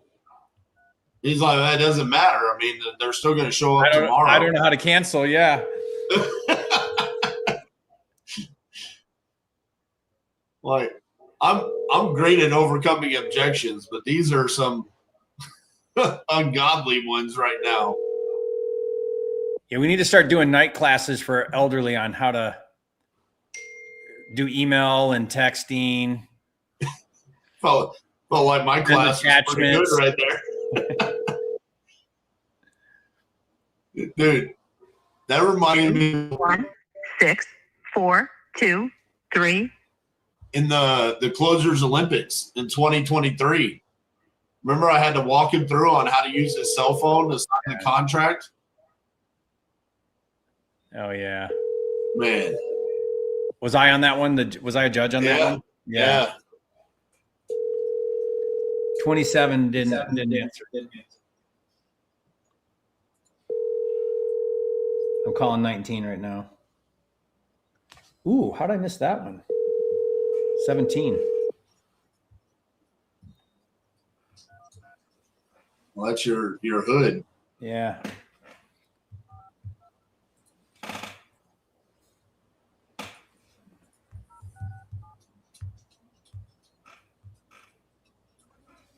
Record your name and reason for calling. I'll see if this person is available. Jerry Norton calling about your house on Kenosha Street.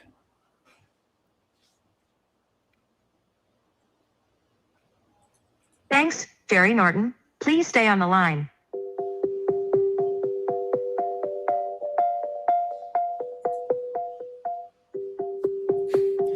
RJ and Jerry's Technology for the Elderly 101. Hello. Yes. Hi, is this Paula? Yes. Hi, Paula. I'm calling about your property. I think you're looking to sell on Kenosha Street.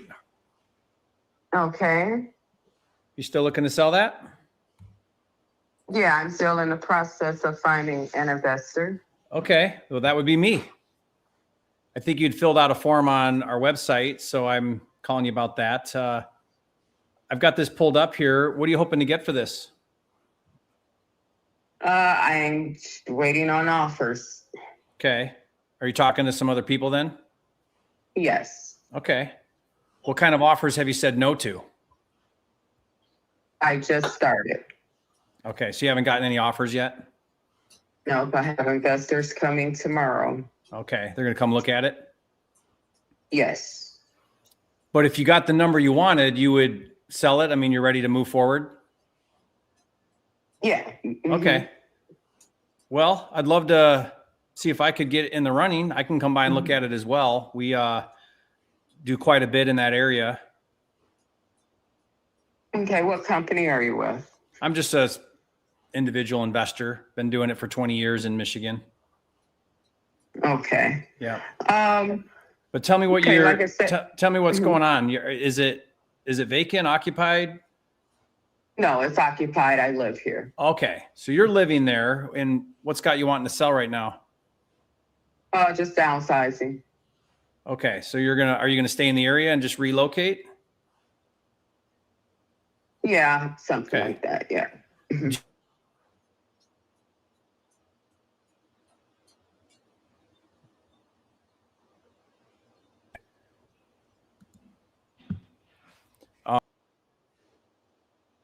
Uh-oh. It was like his internet went out and then came right back as he dropped off. I think he'll be right back. Okay. So, all right. So you're downsizing, you're going to relocate, you're looking for a cash investor. And why an investor? Your phone is breaking up. Oh, I'm just having all kinds of issues here. Can you hear me now? Okay, yeah. Okay. So help me understand what's going on. I mean, why don't you list it with a real estate agent like most people do when they sell? Why do you want an investor? Because I don't want to sink any more money into the home. Okay. So it needs some work done on it. Yes. And you're thinking best bet would be get a cash buyer that can come in and take it as is. Is that what you're thinking? Yes, that's what investors do, as is. Yeah.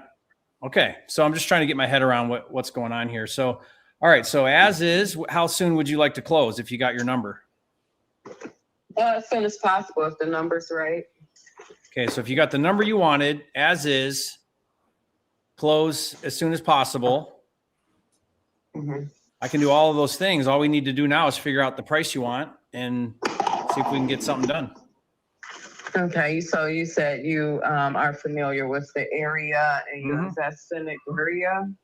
Yeah, I do all over Oakland and Macomb County. Oh, okay. Yeah. Okay, so you should have a pretty good idea what the homes go for. It is a smaller home. Were you able to pull up information on them? Yeah, it looks like a 2-bedroom. Is that right? 2-bedroom, 1.5 bath, attic, kitchen, like living room. Basement? Basement, 1-car garage. Is the half bath in the basement? The half bath is in the basement. Yeah. Okay. So how is that basement? Because some of those basements are wet and soggy over there. Yeah, the foundations in this area are kind of crazy, but there are a few cracks in the wall, nothing major. I just had piping done, so that I do have one little area where they just did a drain. So that's what's going on with the basement. Do you have a sump pump down there? No. Okay. So is it damp or how dry is it? Oh, it's dry. Yeah. Okay. Mm-hmm. Okay. So I'm looking at 2 bedrooms in your area under 1,000 square feet. Mm-hmm. There's some pretty consistent comps. You know, there's one that just sold on the next street north of you on Elkhart. Okay. You know, that's a 2-bedroom, a little bit bigger, 892 square feet. You do have a 1-car, you said? Yes. Okay.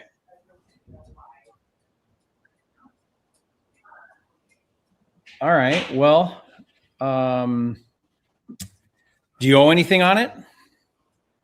No, the house is paid. Free and clear? Yes. Okay. Well, surely you've got a number in mind. I mean, what would make you happy where you'd say, yes, let's do it? What's that number look like? Well, I'm just waiting to see what the offers are because the market is all over the place. So I'm just kind of educating myself with, Yeah. But you're looking. I did have a few realtors who submitted me a analysis of what's going on in the area. What so are they came back at 85, but I'm fully aware that an investor isn't going to give me 85 because it's they have to put some money into it. Yeah. So that's where I'm doing my research to see what would be the offers, with them having to put money into it. So yeah, what do you think you need to do to it? Probably painting. When I had someone come in to do, kind of give me a number on fixing up, it was around 10 grand, between 10 and 15. That's fixing the stairs outside. There's a few little cracks, painting the garage and inside, the basement. So just a few things. So that's what the number they gave me. So, But how's like the roof, windows, siding? oh, the roof was replaced when I first got here, but that's been over 10 years. The furnace, maybe 8 years. The hot water tank, 2 years. The windows I have never replaced. So, Okay. yeah, so. All right. No leaks in the attic. So that's why the roof, I never considered doing anything because there's no leaks in the attic. Yeah. Mhm. All right. Well, I mean, I'm not an appraiser. I'm a buyer. So I mean, I'd be interested in buying this, paying you cash as is, close when you want, and get something done. I just need to know what you're hoping to get for it. I mean, you own it free and clear. If you could walk away with cash in your pocket, what's that need to be? Well, like I said, I'm doing my research and see what numbers come back, and that will help me to understand what I can get for it. I'm not an investor, so I'm not sure what the numbers are that are going to come back. Usually they come out and kind of educate me on what they have to do, this, that, and the other. And, I figure if I have a number of people saying the same thing, then that'll help me to understand, okay, this is what I can get from it, if I go that route. So. But you got an appraisal for 85, or not appraisal, but a CMA from an agent for 85. Correct. And but I know an investor comes in and you have to factor in that they want to make money off the home. So that's the thing about doing it this way. Yeah. I know I am taking a cut without, because I don't want to put it on the market and put money into it. So I realize that they have to make their money, and they have to fix it up. So I'm factoring in all of that, but I'm just trying to see. That's why I have a number of investors. I'll bet if you got I'll bet if you got cash offers from investors, you'd be probably in the 40s. Well, we'll see. I got a few coming out, so we'll see what they come back as. And like I said, that'll help me understand that this is what I'll get for it. Do I want to take 40 or 50 and walk away and don't have to soak any money into it? Or do I want to put 15 in it and maybe get 85 or 90 or whatever, So that's where I'm at right now. What time are your appointments? 12, 1, and 3. 12, 1, and 3. What if? I try to do everything in the same day because I don't want to tie my week up. I have stuff to do. So. Can I come at 11? Sure. Okay. You'll be home?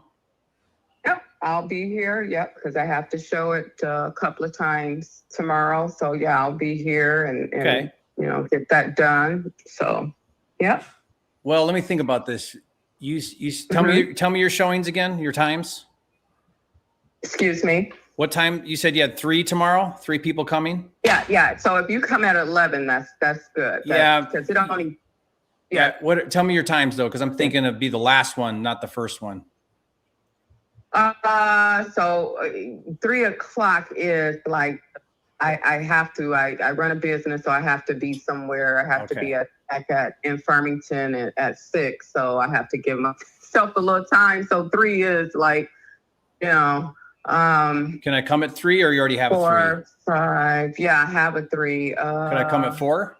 it has to be really, really quick. If you come at 4, it has to be really quick, in and out, because I have to get out of here. I have to be in Farmington before 6:30, actually. So what if I want, come at 4 and see if I can beat any of your other offers?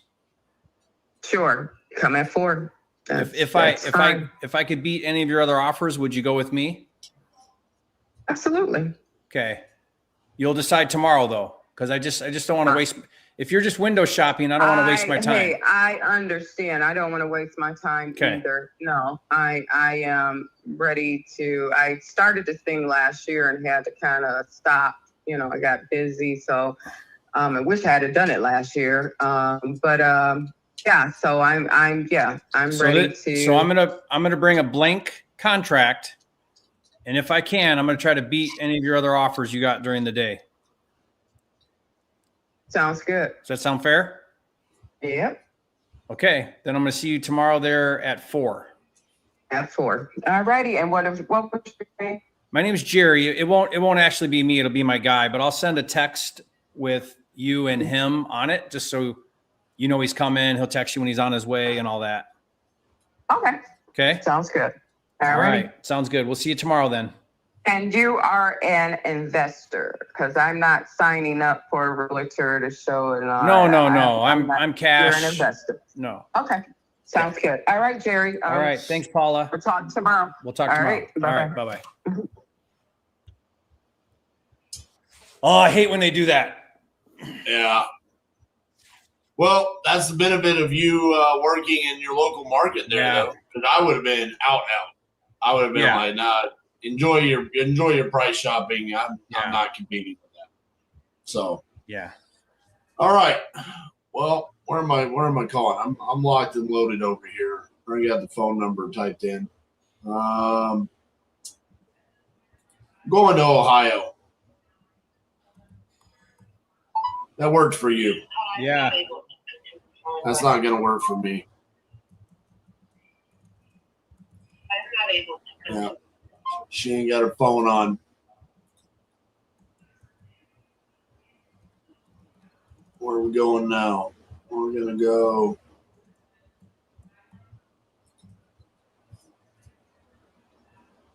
Vanessa.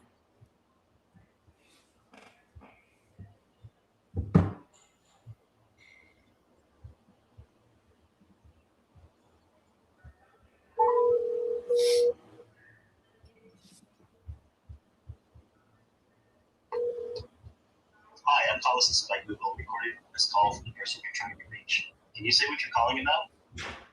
RJ Bates calling about Cypress Harbor.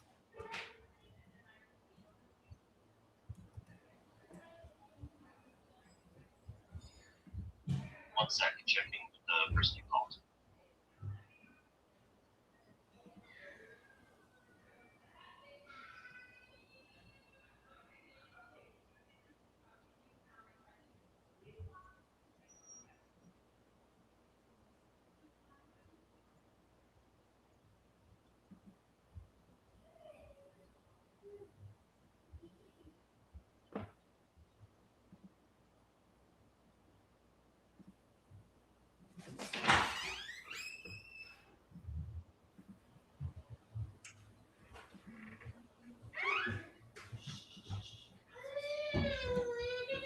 This is the longest check ever to see if someone will answer the phone. Is it ringing? It answered and said, what's your name? And we want to check. We're at 1 minute and 13 seconds right now. Are you still checking?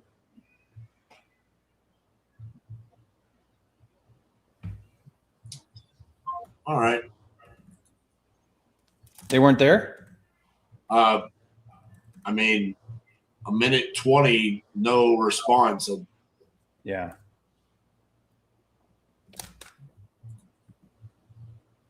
Let's move on the show here. RJ's already taken up enough time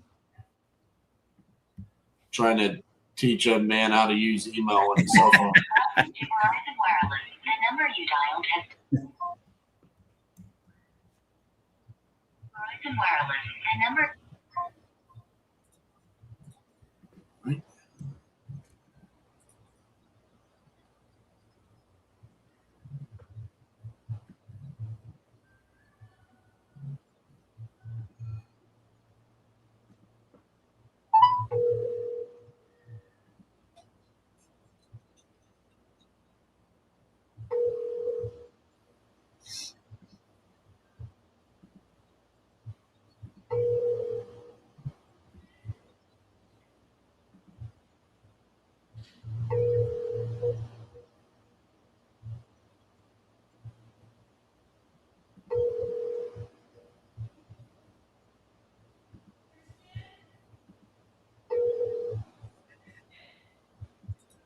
Please leave your message for 5012.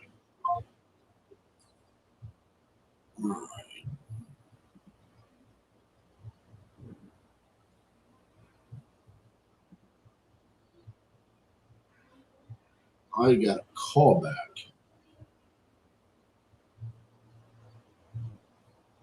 Or did I?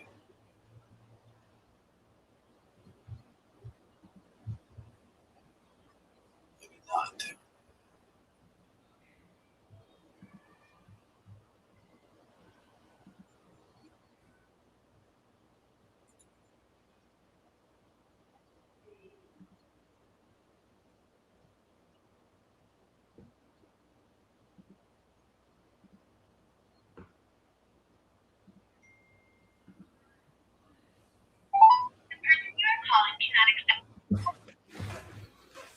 Oh, buddy, I am on a heater today.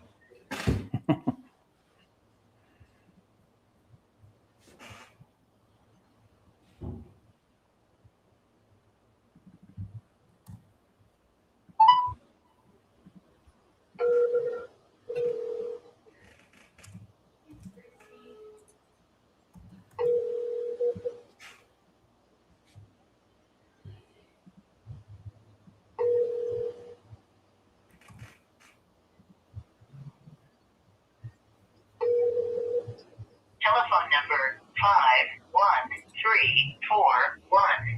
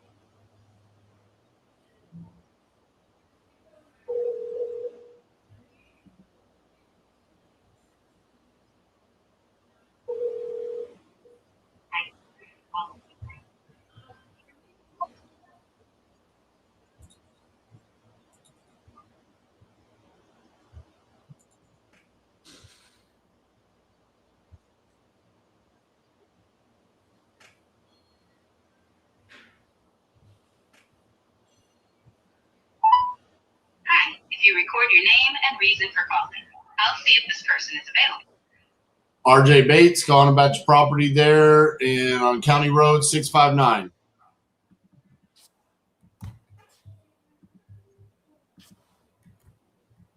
Thanks, RJ Bates. Please stay on the line. Hello? Hi, is Donna there? Hello? Hi, Donna. This is RJ Bates. I'm calling about your property there on County Road. Looks like you filled out a form saying you needed to sell that property. No, actually, it's just the house itself, not the property. Okay, so you're looking to sell the manufacturer of the mobile home and not the land? Correct. Okay, what year is the mobile home? Oh, gosh, I would have to double check that. Okay, how much are you looking to get for it? Probably, I haven't even thought about it in all honesty to that point. I'm hoping to get at least 10 to 12,000. Is it a newer mobile home? Well, it's had some remodeling done in it.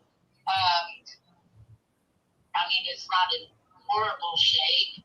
It still needs some work, of course, but So it was from 2005. How did you come up with 12,000 for the price? that was just a rough guesstimate.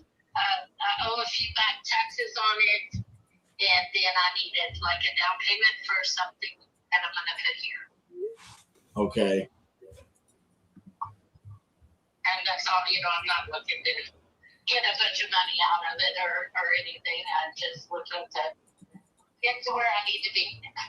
Yeah, the issue is I mean, if we're not buying the land, I mean, we've got to move it, and that's gonna be expensive to come out and move it, Yes, I understand that. Yeah, I got you. Are you wanting to put another mobile home on that land? That's why you don't want to sell the land? Yeah, I'm going to keep my land. I want to live on my land with whatever I choose, whether it be building or putting something here. We're hoping to build something. I don't think the reason. I'm not quite sure yet. But we haven't made that final decision on exactly what we were going to put here, build or what.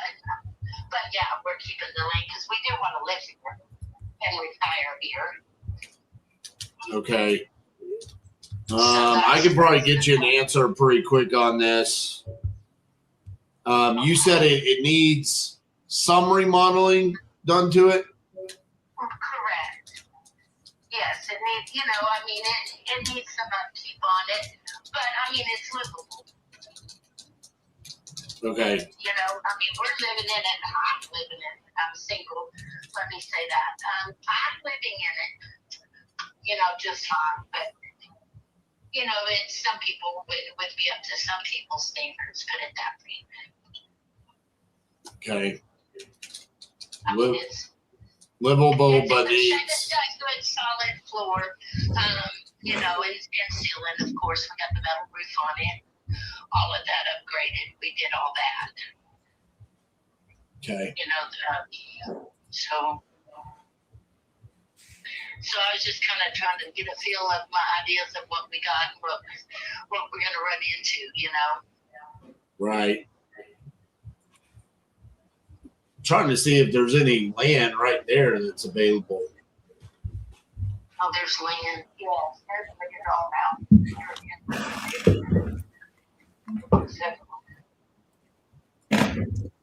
Thinking maybe I just buy one of those lots and just put that right over there on one of the lots. Yes, there's lots in Las Playas that I know of. There's several lots out that is posted up for sale. Okay.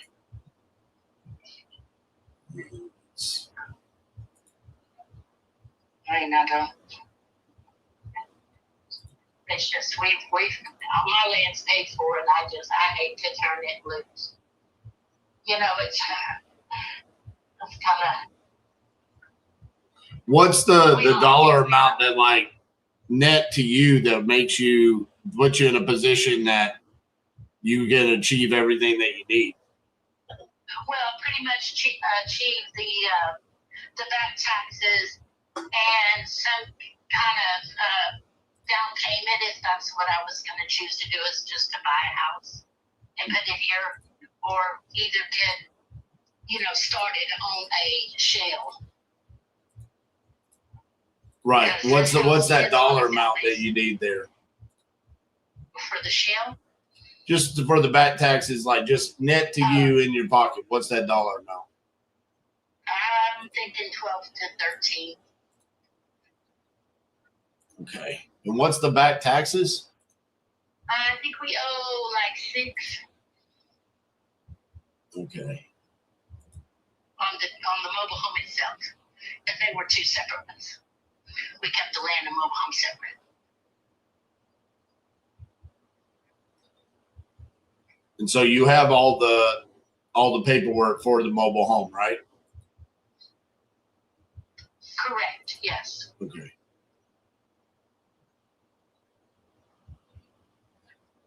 I don't know. I don't know if I'm going to be able to get to 13. Might be able to get relatively close.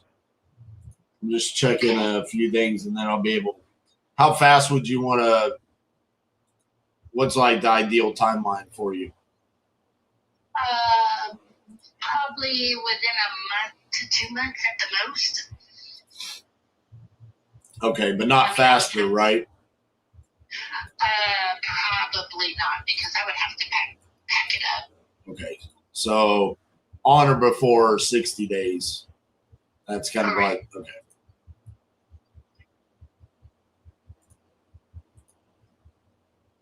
Is it a single wide or a double wide? It's a double wide. Okay.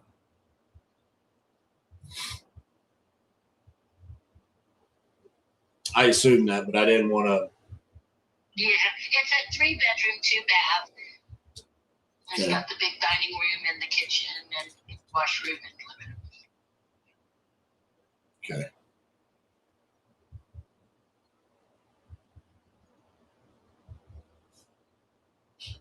Just bear with me. I'm waiting on.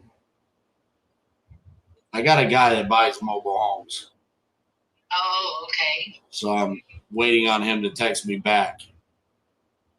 Might be able to get this done real fast. Yeah, boy, I'd have to pack real fast then. Well, we'll give you the 60 days. Yeah, I gotcha.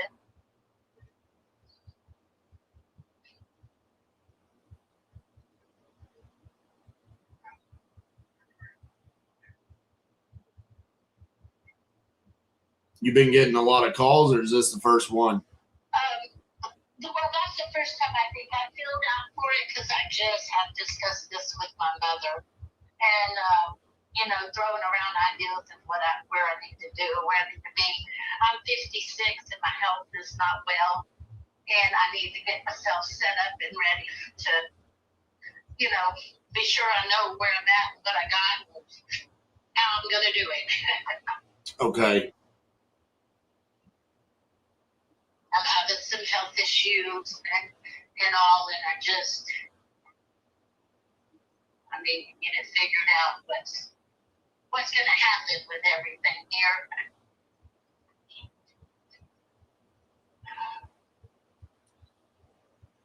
All right.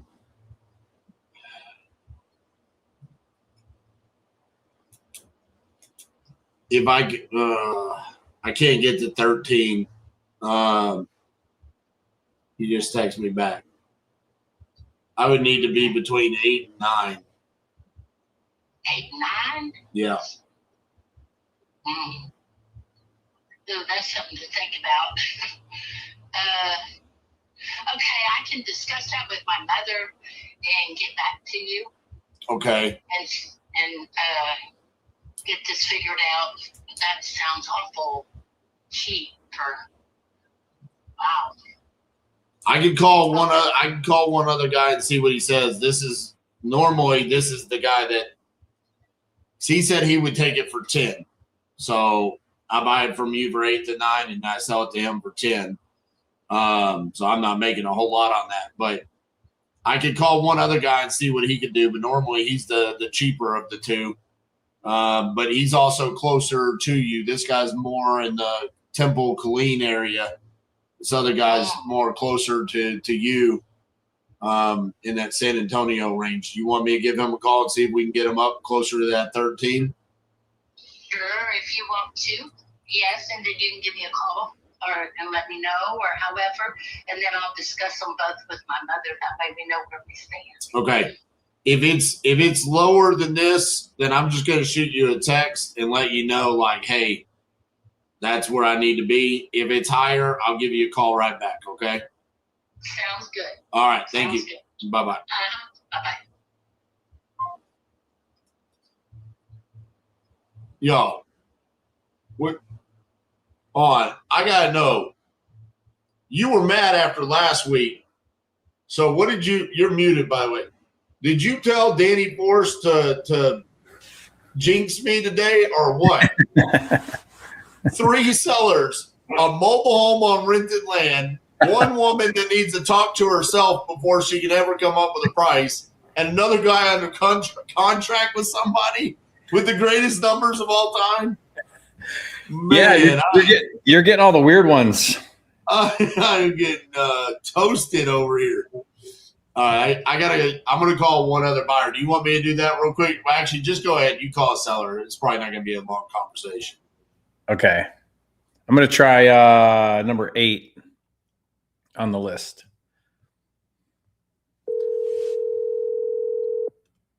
Just because it's Alabama, that's the only reason. Danny claims no responsibility for RJ's inability to pick the right leads.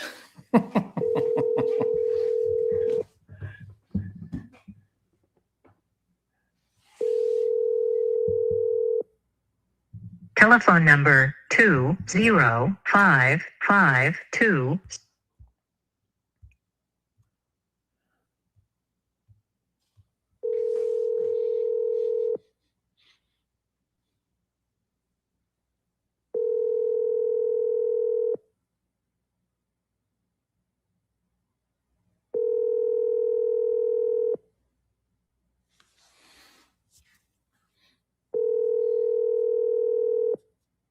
Telephone number 2.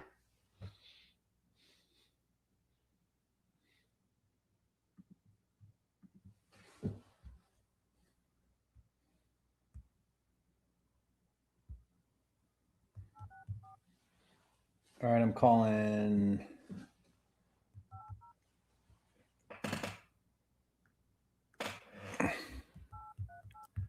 South Carolina.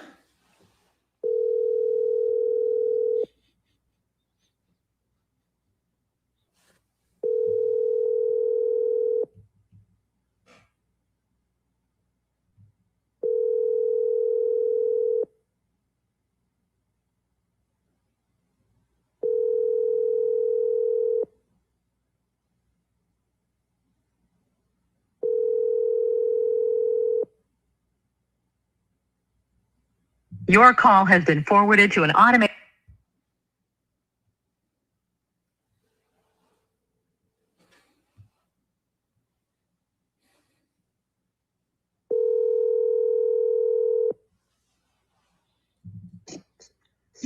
Hello? Yeah, hi, Joshua Lee. How are you? Good, you? Good, good. Calling about your property on White Springs Drive. Huh? Understand you're looking to sell that. Yes.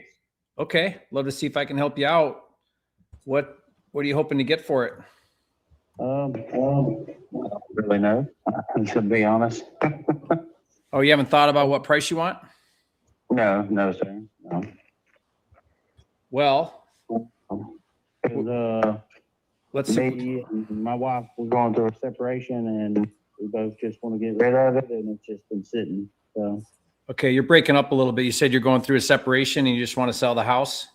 Yeah, me and my wife, we both just want to sell the house. We had some bad experiences, and we just want to sell the house. And yeah, neither one of us has been staying here. I'm actually here right now trying to clean up the grass and everything because nobody's been here for about 2 months. No one's been there for a few months? Yeah. You're on some land too, it looks like. Yeah. It's almost 2 acres, and we're on a frontage. We're on a pond. Frontage pond. It's me, another neighbor, another one, and another one. That's about it. There's a handful. Are you on that lake, or what is that? Grain pond? It's a pond. Yeah, it's a pond, but it's listed as like 13 acres pond. It's a pretty big pond. That's not a pond. That's a lake. Pretty much. Yeah. It has 3 natural springs. It's like crystal clear. You can see down. I got a dock that goes out like 10 foot, and then I got a 30-foot pontoon that I made into a dock. Uh-huh. And you can see the bottom from 40 foot out. How deep is it? I don't know how deep it is, but can you dive off the end, or will you touch the lurkies in the lake? Oh, where I'm at? Yeah. Well, my dock, where it goes out, you can dive in. You won't touch the bottom. Oh, that's sweet. So I have a little lake, not as big as yours, but I have the dock right off the the front of it, but it's only like 3 or 4 feet deep there. Yeah. And then I put a floating dock out a little bit where it's like 10 feet. Cause it's fun to swim around without touching the bottom. Oh yeah. That's why one of my buddies, he come across a 30-foot pontoon. He's like, I'm just going to strip it down, and I got the tunes and make a dock out of it. I was like, I'll take it. Yeah, I would do something like that, but my wife, she's all about everything looking pretty. Oh yeah. She doesn't let me do cool stuff like that usually. Oh, it looks good. I got a picture of it in the snow time. It's the prettiest thing you ever seen. And you've been here a while. Looks like you bought this back in 07 or 07? No. Oh. The house was built in 07. I bought it in 2015. It was actually February of 15. Okay. When I bought it. Yeah. I had to have emergency appendix surgery. Yeah. And the very next morning, I had the surgery at like 12:30 a.m. in the morning. I signed the paper the very next morning, same time. Yeah, you moved fast on it. Yeah. Well, if you could get the number you want, how soon are you hoping to do something? Like if we could agree on price and terms, how soon would you want to do something? We want to get rid of pretty much ASAP. Do you owe anything on it? Yeah. Okay. It's about 110 what we owe on it. 110? Yeah, maybe 115. Okay. Maybe somewhere around that. Yeah. So you owe 110 to 115. So you're making a payment right now and no one's living there. Yeah, pretty much. I just come in just to make sure everything's all right. I'm coming to cut grass and everything. Grass grows really, really good right here on the water. Say that again. I said the grass. Oh, the grass that grows fast on the water. Yeah. Well, listen, I'd love to help you out. I'm an investor. I can pay cash.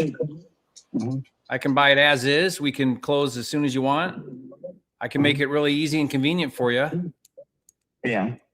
Yeah, because like I said, as is would be probably about perfect because, like I said, just a few things is kind of just a little off on the house. Like I said, as is would be perfect. Okay.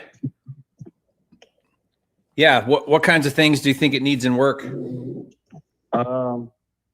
Really just like on the interior, it would just be the door frames. Like my little son that he passed away. Oh, I'm sorry.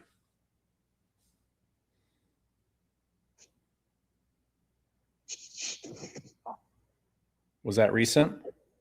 Yeah. Oh, sorry.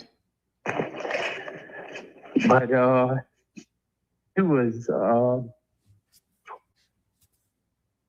autistic, and he didn't really know his strength or whatever. Yeah. Yeah, he knocked down like he would shut the doors or whatever. Like knocked down like almost every interior door we got. Like he knocked it out of the frame. Because he slammed them so hard? Yeah. No, he would. It's like if you locked him out or whatever. Oh. Like I got an older son. He just turned 12, and said he was 7 at the time. Yeah. And he was just like, bang, like he didn't know his own strength. So just the door frames, and then he had one accident where he flipped the toilet seat lid up, and it dropped down the wall, and it flooded our bathroom. So I'm sure that bathroom is going to be, you know what I mean? Yeah, some work to fix it up. Yeah, I put fans and everything like that, but I'm sure the guest bathroom and just the door frame way, like Mm-hmm. The 3 bedrooms. It's a 3 bedroom. So all 3 bedrooms is probably the door frames and doorways got to be replaced. Cause he knocked them out. Like I replaced twice, and then I just finally gave up. And Yeah. he was pretty stout. He didn't know his own strength. That's for sure. Was it an accident that he passed? Yes, sir. Oh man, that's hard. How old was he? 7. Oh man.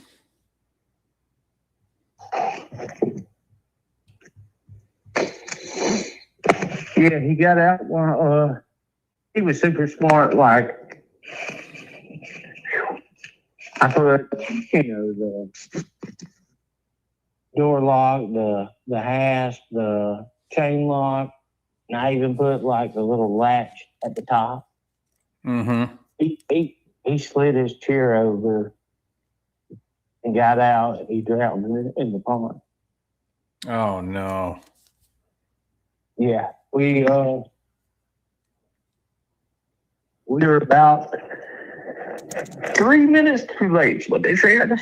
Oh man. Yeah, I pulled him out and did CPR, and like I said, we don't care. We just want to get rid of this place. Yeah, oh, Joshua, I'm sorry, man. That's tough. I can't imagine what you're going through. I've got small kids. That's tough.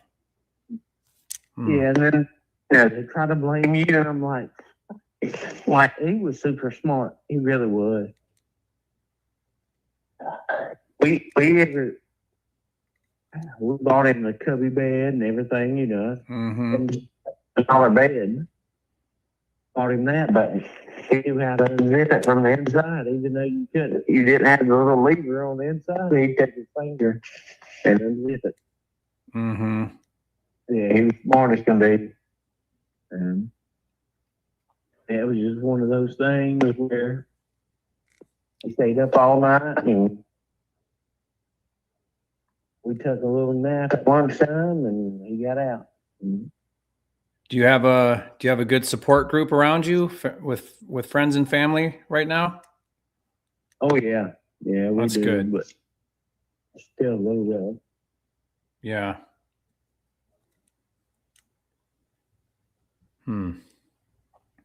I lost So a like little. I said, the house set up forever. Like Yeah. I said, a couple months. I'm trying to come in now and just try to straighten it out and try to get rid of it.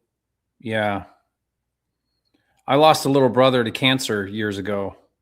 That's tough. That's tough to lose a loved one. Yeah, my wife, she like, it might have been 3-4 months. She Mhm. lost her to cancer before it.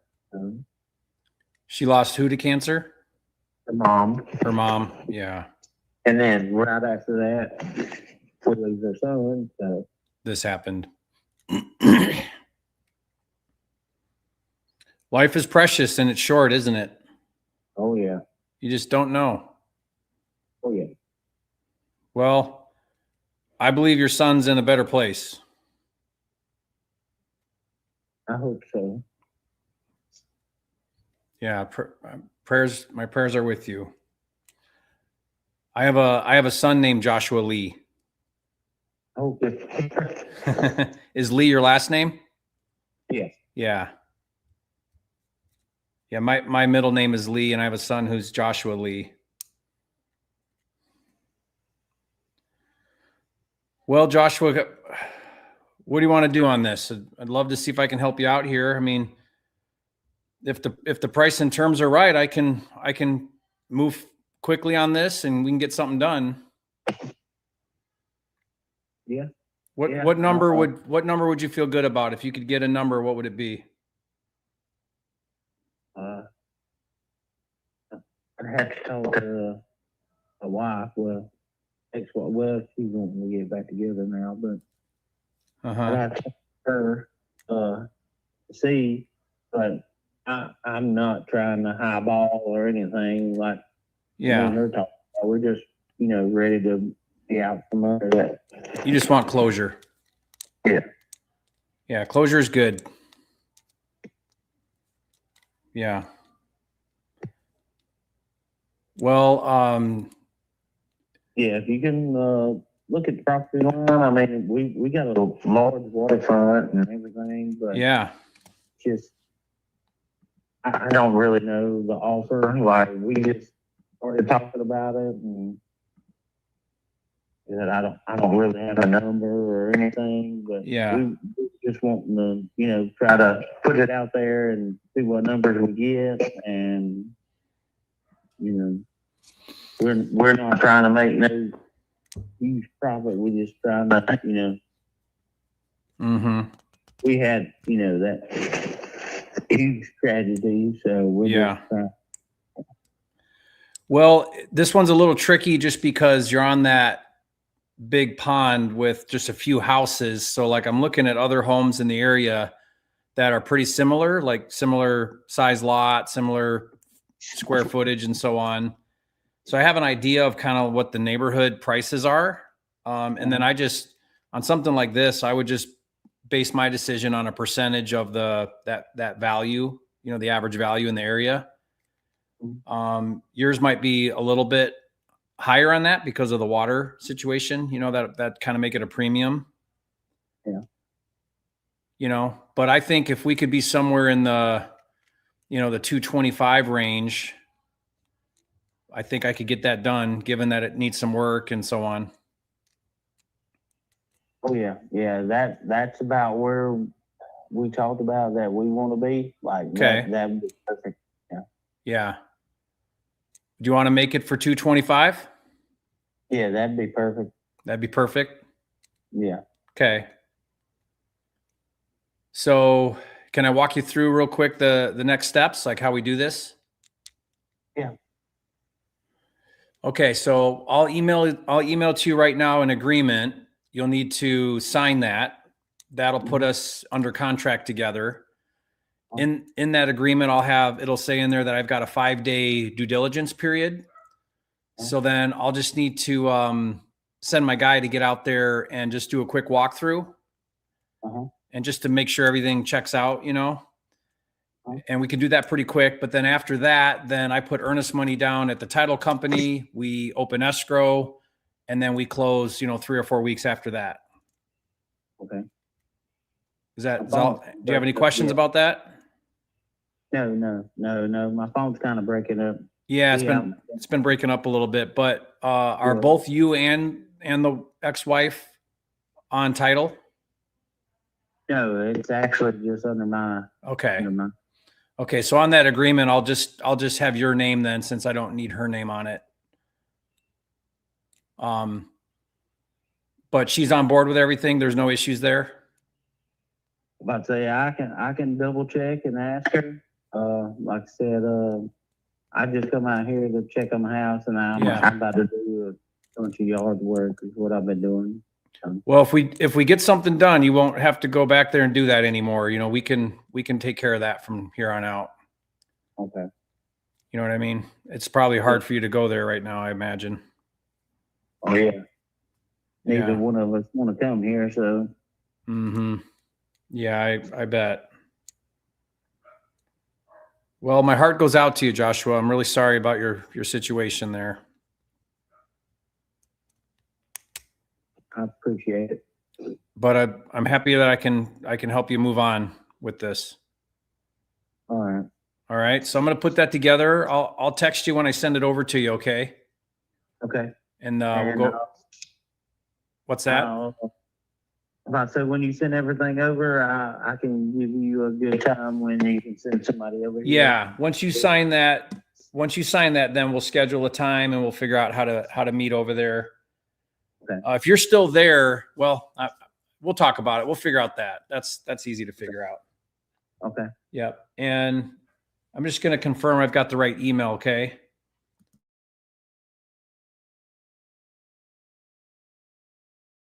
Yes, sir. Okay. All right. I've got that. Let's see. My senior year. Oh, is it? Yeah. Yeah. 2004, my senior year. The Wow. same one. You're from the area then? Yes. Okay. All right. Well, man, I hope it all works out for you, and I hope you find peace with all this. Okay. I appreciate it. Yeah, we'll be in touch, Joshua. All right. Thank you. All right. Talk soon. Bye. Bye. Oh man. Wow. That was tough. I thought you did an amazing job just navigating that whole situation. Those calls are so difficult.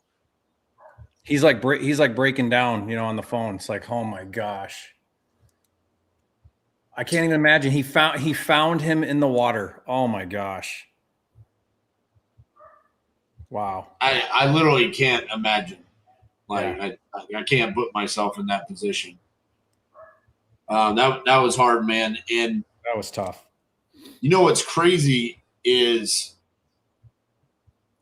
while you were basically you had moved past the emotional part. You were kind of moving on with, hey, I can offer you the 225. I see a message from my team. Do you remember Champagne? Mm-hmm. The seller? Oh, yeah. We got under contract, and then we assigned it, and 4 hours later? Yeah. So she's been ghosting us. Oh. And, we're assigned. Yeah. Earnest money's been deposited. Title's open. And she hasn't been answering the phone.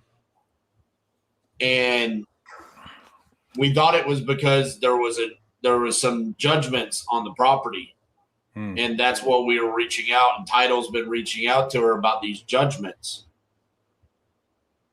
My team says she just called in. She was in a severe car accident.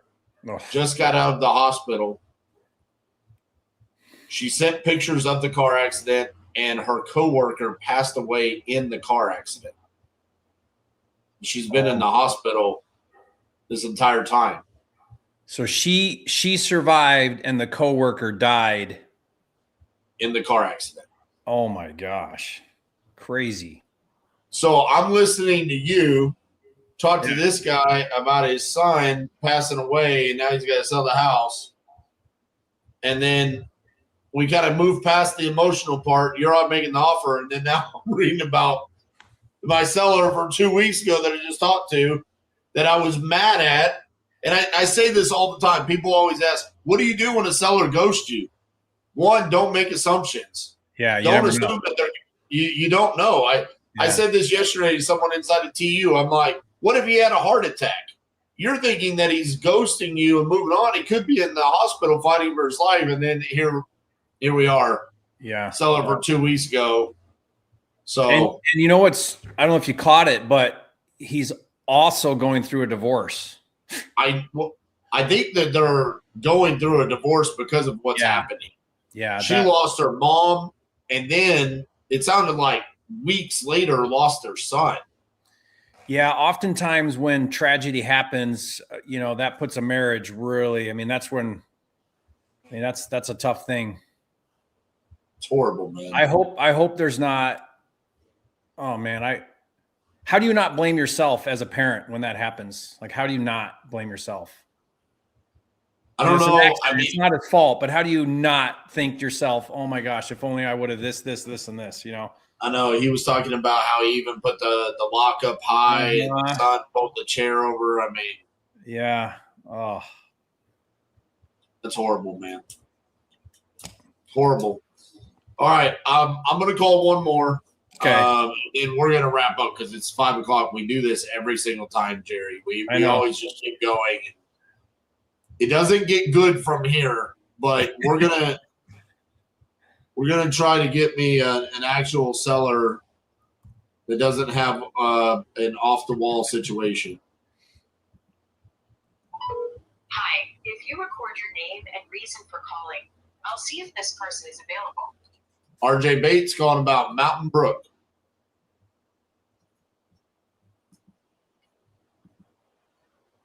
Thanks, Bates. Please stay on the line. I love it when it says your last name. Yeah, like that. thanks, Bates. Let's make it not personal with AI.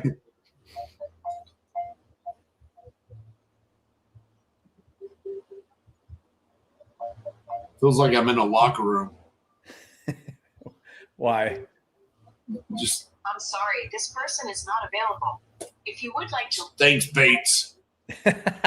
It's like the football coach. Bates, get Yeah. over here. Yeah, get over it, Bates.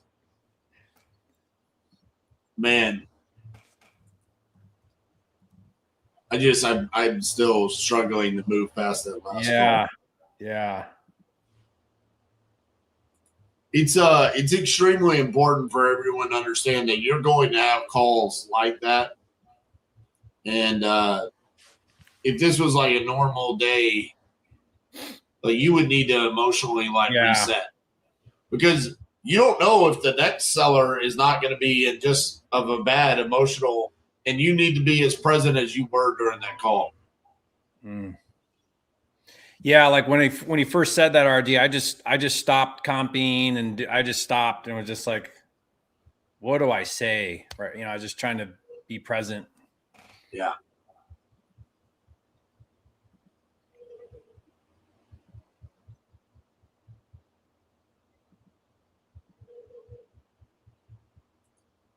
Hard thing about that too is like, how do you talk about buying your house now? I know.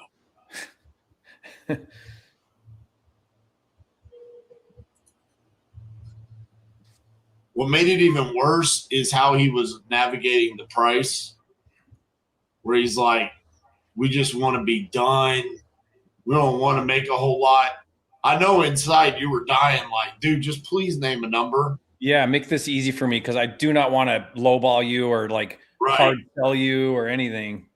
I will say, normally what I do say in that scenario, and I'm not big on one-liners, but this has worked out for me well, is, listen, man, I'm pretty certain that whatever number you're going to say, I'm going to say yes to. And it would make it a lot easier for both of us if it just went down that way. Yeah. Yeah, given the situation and stuff. Yeah. Your call has been forwarded to voicemail.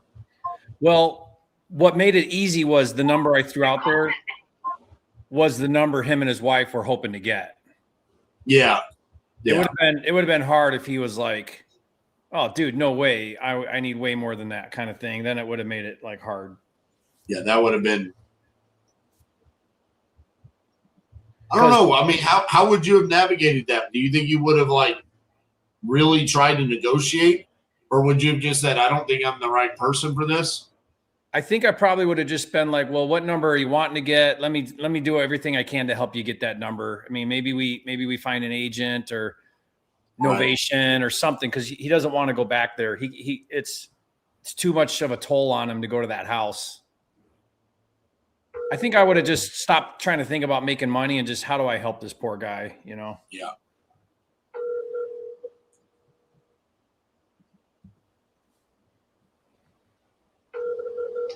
Telephone number 7.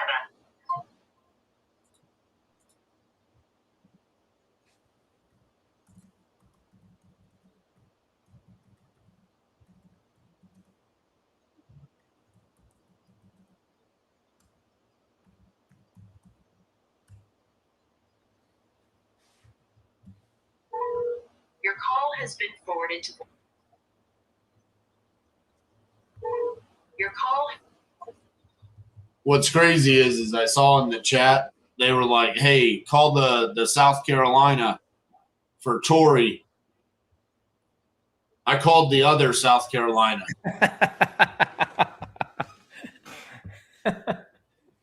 I don't know if I'm happy or sad about it. Yeah. I'm kind of wishing you called that one, just because that was emotionally tough. Right. Well, I mean, I think it was emotionally tough forever. Yeah, I get what you're saying. Hi, if you record your name and reason for calling, I'll see if this person is available. RJ Bates calling about Alex Drive.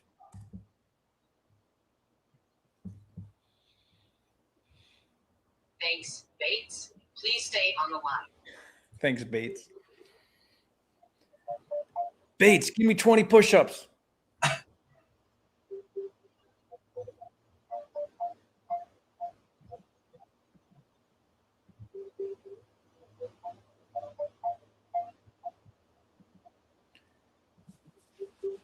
Is Tori in that area, or is she just south? Like Sorry, this person is not available.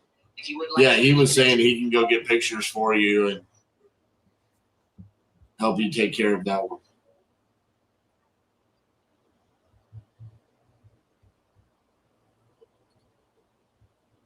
I think it's about 30 minutes from him or something. Okay.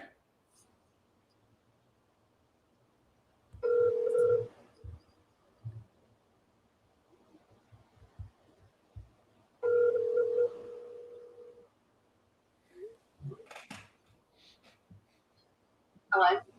Hi, is Michelle there?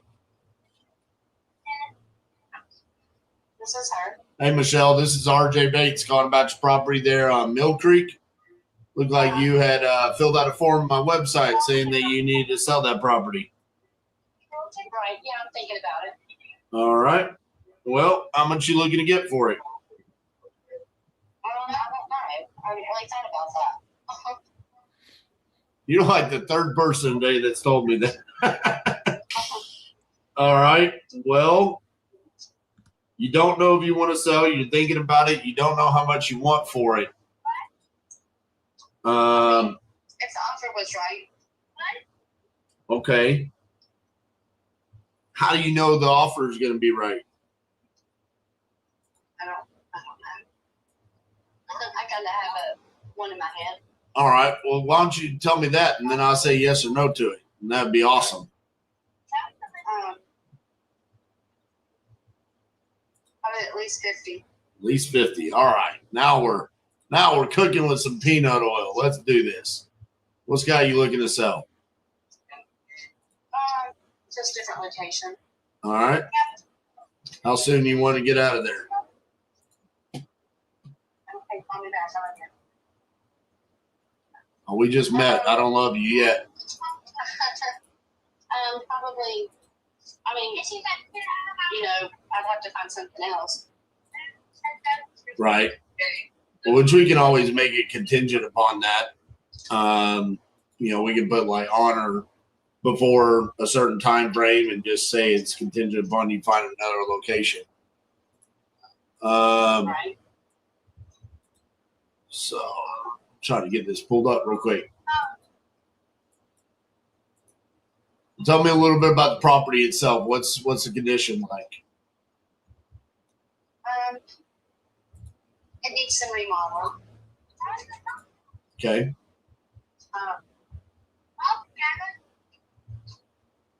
Paint. How bad? Possibly. I don't know if it needs a roof or not.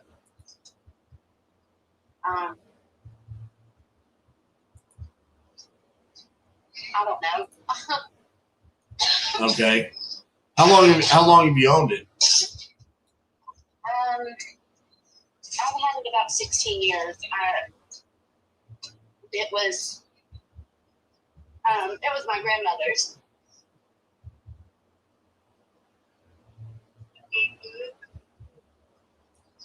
Okay. Have you done any remodeling to it in the past 16 years? We did redid the bathroom. We made the bathroom a lot bigger. Okay.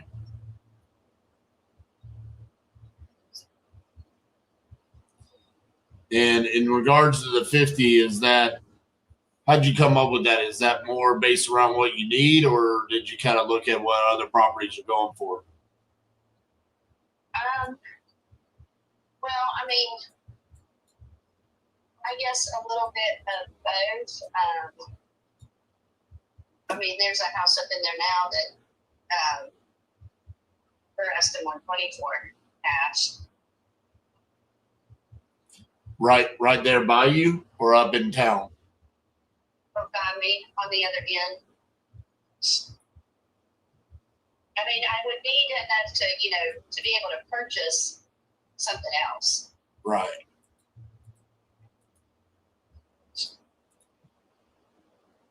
And are we sure we can do that with the 50?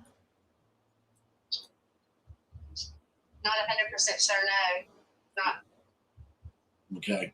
not in my area. Are you wanting to stay there in Mount Hope, or are you looking to go somewhere else? I would like to stay in the area, Mount Hope, Oak Hill. Okay.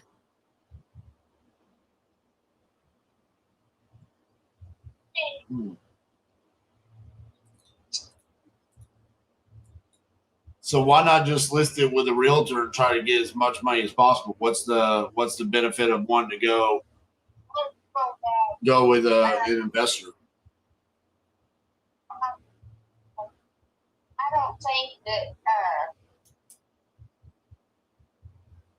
I'm not sure that it would go alone, just because it's an older house and everything. Because some of the repairs that are needed. Probably, yeah. Some of the remodel, just the remodel and everything. Okay. Is that also partially why you want to sell the property? Yeah, it's just me and my 12-year-old, and I just don't really have any help. Okay. You got a boy or a girl? I have 2 boys and a girl. We got a 13-year-old boy and a 9-year-old girl, but 13 is a special age. Man, oh man, they think they're an adult. They don't clean like an adult, though. I can promise you that. I know that for sure. My dog came running downstairs the other day with a yogurt carton stuck on its nose. About wanting to kill my son. All right. So with the 50,000, I'm trying to figure out if we came in and we fixed the house up. I mean, you said you looked around and that one house is for 120. Is it the same size as yours? Because I'm trying to figure out what we would think the house would be worth once we fixed it up.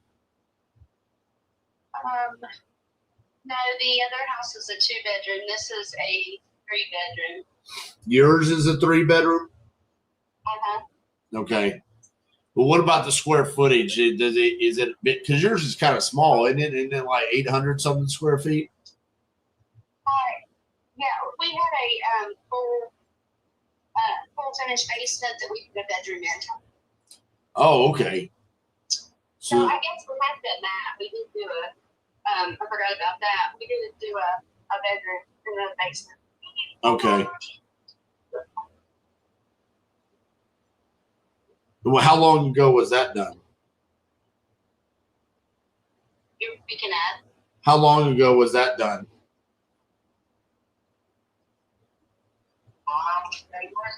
Did you hear me? No, I didn't. How long ago was the basement finish out done? Well, I mean, it was always finished. We just built a bedroom. Okay.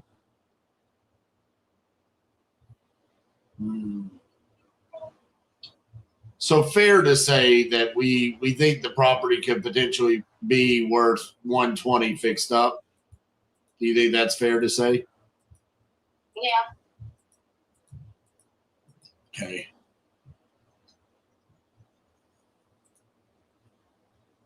And then on the repairs, you said it just kind of needs some cosmetic love, and then you just maybe a new roof, maybe some other things. Right. It's got a 2-car garage across from it. Not attached. It's detached. Right. It's like in that little alleyway. Well, that's the road. Yeah. Okay. Sorry, I'm looking at it on Google Street View. Right.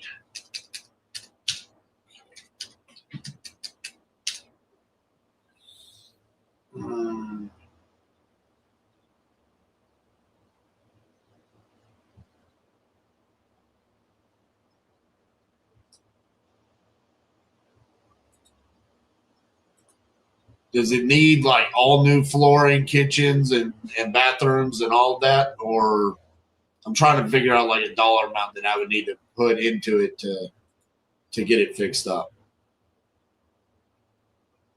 I mean, if you update it, yes, we completely update it.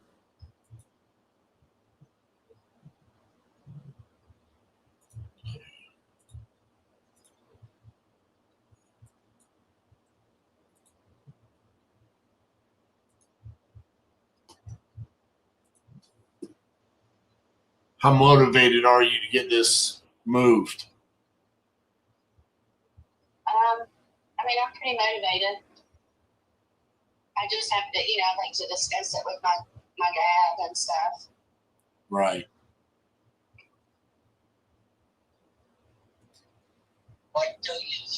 Because if it's like if you need close to that 50,000, I've got to look at it from a different angle to try to figure out, because I don't think it works as like a flip. I don't think it works as a flip. Right. Do you know? I'm looking on Zillow to see if there's any rental properties in the area, and it's not showing me that. Do you know how much a property rents for in that area?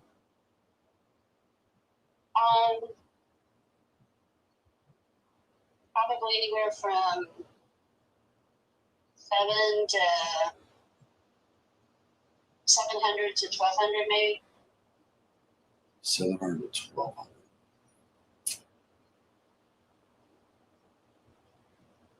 There isn't a lot of rentals in Mount Pleasant.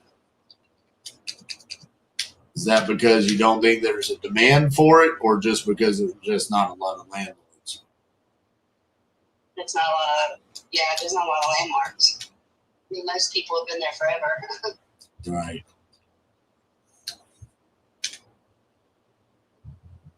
Or either, they just sell some of their classes away and just.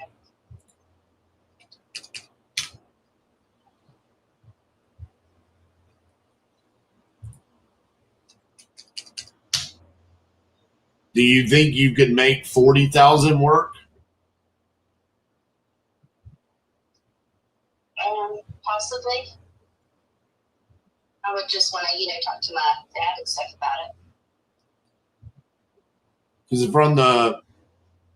from a rental perspective, I think I could potentially make it work. I don't think an investor can make it work from a flip perspective. And I get what you're trying to accomplish. You need the money to move to the new place, right? But because those are really your options. Your options are to list it with a realtor. You got to pay the closing costs and the realtor commissions, but you're probably going to get a higher number. Or you go the investor route and you have to sell it for a big enough discount to where it makes sense for the investors to be able to have an exit strategy. I think the rental route probably is the better route for you. Because when I look at like the numbers from a fix and flip perspective, you're probably pressing downwards towards the 20s. But on the rental, I think the 40,000 would work for the majority of landlords. So I think that's where most investors would probably, like the highest paying investors would probably be in that $40,000 range. Right. So you said you want to discuss this with your dad. When do you think you would be able to do that? Probably this evening. Okay.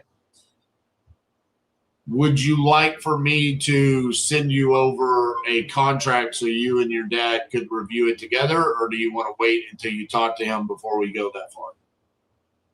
You could send me one over to look at. This one moment. Okay. Can you hold this one moment? Sure. Thank you.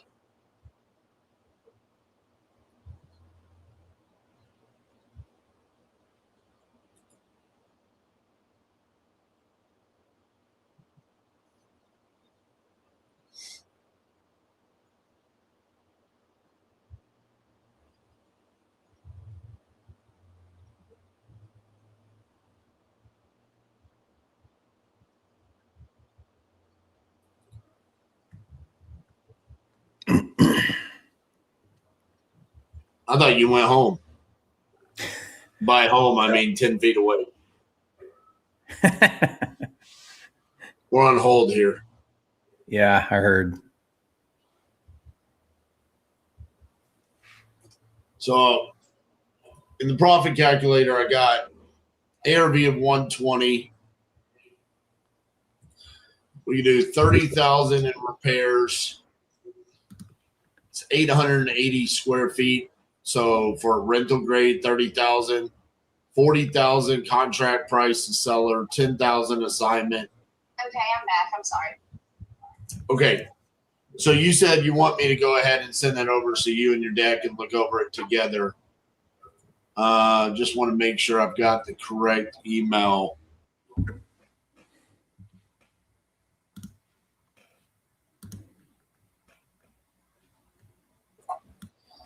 All right. When I send that over, it'll come over as like an electronic signature, but you can review it before signing it. So when you open it up, it'll let you review the entire document. If you guys agree with it, you can sign it right there. If you have any questions, this is my cell phone number. You can either text me or call me. Or if you just want to connect tomorrow, you can call me anytime. Okay. All right, Michelle, I'll get that sent over to you here shortly, and let me know if you have any questions, okay? Okay, thank you. Thank you. Bye-bye. Wow. There we go. The equity to a landlord would be 37,600. So 31% equity. Right at that 70%, kind of what you're always looking at. Yeah. 70% minus repairs, and then the rent rate of being $1,200. It was funny because people were saying that I jumped into condition pretty early there. It was mainly because she was standoffish. Get her talking. Yeah. Like, hey, if you're not going to open up. I don't know why that didn't feel awkward. Yeah. It felt fine. I don't why is that? People like to use my own words against them. You know, like RJ always says, don't talk about condition. He's talking about condition. I normally don't like doing that, but in that one it felt, I don't know, somewhat natural. Uh-huh. So, man, you crushed it today though. So let's talk about this. I got 3 contracts back now already. That last one is the only one I'm waiting on. So if somebody was doing this Red Panda program, and if I want a JV now with Titanium's dispo services, what do I do? What would somebody do?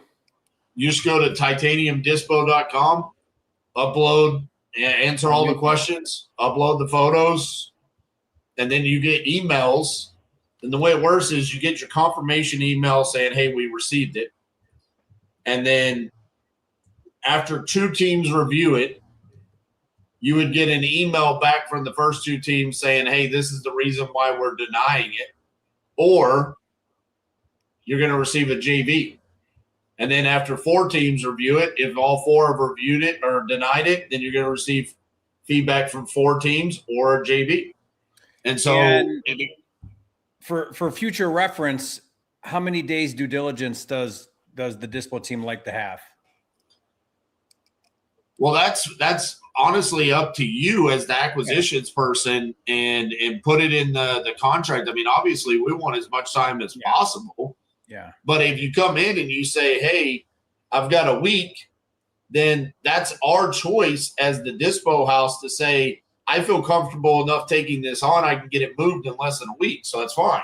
Yeah. But if I look at it and I say, I'm not good in this area because this is the benefit of all 6 of us working. We're starting to learn, hey, you can move something in St. Louis in 24 hours, but I can't. I can move it in 4 days, but I got to go to investor base and I got to do all the things. So I'll just pass it on to that person. Hey, respectfully, when you get in Indianapolis, do the same thing for me. And so it's kind of turning into like we're handing off based off of certain locations.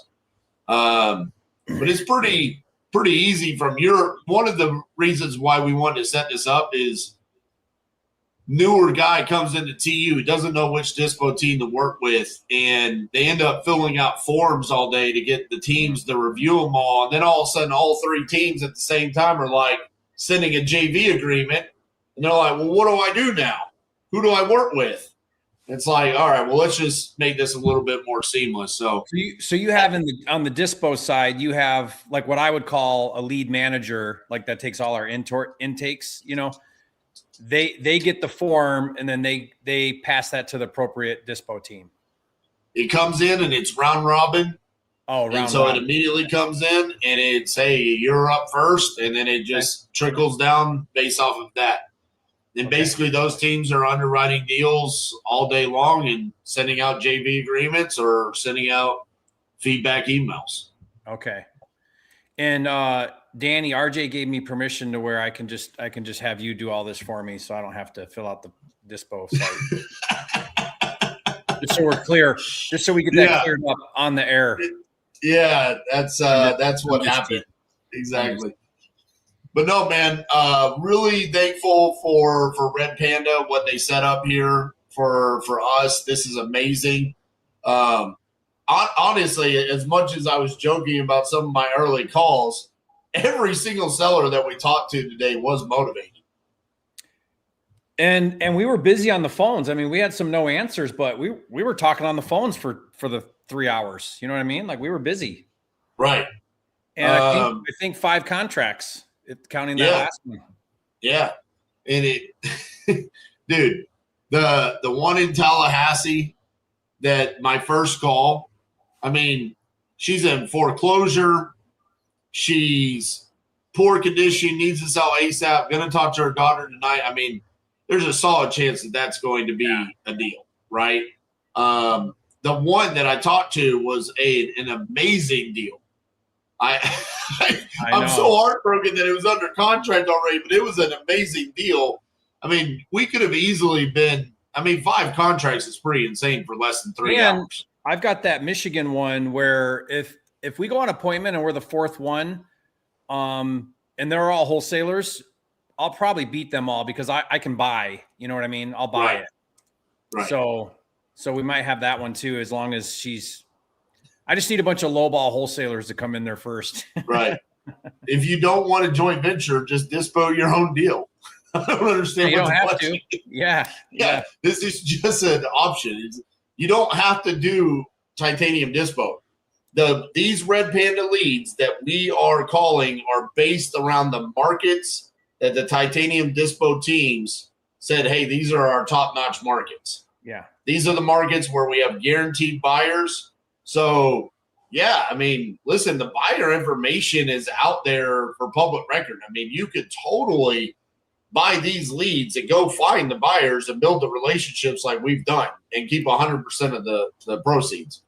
But that doesn't matter for your dispo team. Like I got that one that's in Iowa. She signed that one, and that wasn't on the list because it was another property from the East St. Louis seller, right? Right. But your dispo team will run with that one too.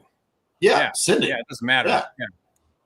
Yeah, we don't care about the location like for submissions. You can submit any of them. It was just, hey, Red Panda wanted to create a special product that was like, they want closing funded leads. That's what they want. Because they know for a fact that if you buy a lead from Red Panda and you go make $10,000, you're more than likely going to turn around and buy more leads from Red Panda. So they were like, hey, the best way for us to know what markets to generate leads, ask the dispo houses that are already that are closing deals every day. So really cool, innovative idea by Red Panda. Really appreciate them coming up with this. And obviously the leads were highly successful today, especially by you. You were the king closer today. What was it? Don't you dare clip that into a reel. Oh, I'm for sure am now. I love it. So when are you going on vacation? So yes, I'm gone the next 2 weeks. Oh man. So Jerry, let me ask you a question. I'm sad about it, RJ. I'm sad about it actually, because I love doing this with you.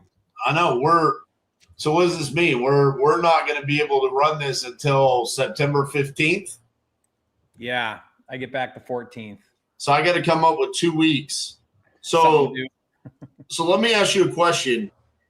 You know how I do the King Closer Reacts. Okay. A guy did a video and he was basically like promoting his CRM. And so I said at the end, I was like, I don't know if this is a pitch for a CRM or if he's a real wholesaler. It just kind of felt like a pitch for a CRM. Well, that offended him. And he is a wholesaler, and apparently he's a successful wholesaler. And so he was like, I challenge you to a closer's cage match. Name the time, name the place, and I'll be there.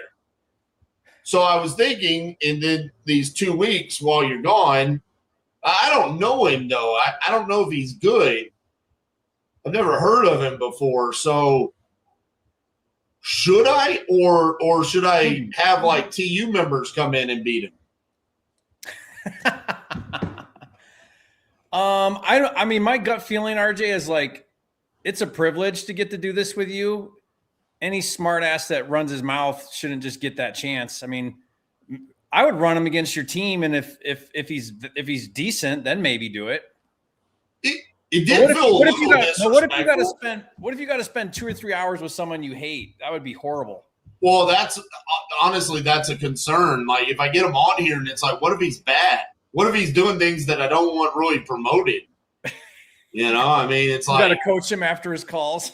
Right. Like, dude, I don't want this on my YouTube channel. I don't know. That was a concern. That's why I wanted to ask you. Like, yeah, I don't know. It gets weird. Honestly, I really kind of like the fact that, like, you and I get to do this because I don't have to worry about that. And it's just like, hey, this is just really good content for people to understand, like, how to have seller conversations. We get to see the ebbs and the flows every single week. Last week, I got multiple contracts. You had some difficult conversations. This week, it was the opposite. But honestly, as we go through this, we see there's always good conversations. There's always contracts going out. And now we're really starting to see, like, closing funded deals. And it's even like the scenario with Champagne where we find out, like, oh, she ghosted us. And then we find out there was a life event. These are takeaways for everybody to pay attention to. Of this is what you have to go through as a wholesaler. Yeah. Like the emotional toll that it could take on you, where you're like, man, I thought I had this cool story where I signed a deal in 4 hours and then we get ghosted. And it's like, no, RJ, you teach this. Like, life happens. People get sick and injured and loved ones pass away. I mean, your emotional call today, I mean, dude, that's a call everybody should watch and learn from. So enjoy your 2 week vacation. I didn't receive my invite. Come along. Yeah, I swear you have my phone number, but maybe next time the text will come. You work too hard. You wouldn't take 2 weeks off. That's true. I would be like, Jerry, I'll come hang out for 2 days, and then where y'all are going to a beach or something, right? We're going to Europe. Europe. Going to Switzerland. Yeah, we're going to Europe. Europe. No, I would have gone. Oh, you would have? Would have gone. Yeah. Well, there's last minute. There's last minute flights. Yeah. You just want me to hop on a plane and go to Switzerland? I love it. All right, Jerry, enjoy your vacation. I'll figure out what I'm going to do for the next 2 weeks. I'm sure it'll be fun. We'll be waiting for you on September 15th. All right. Thank you, Red Panda.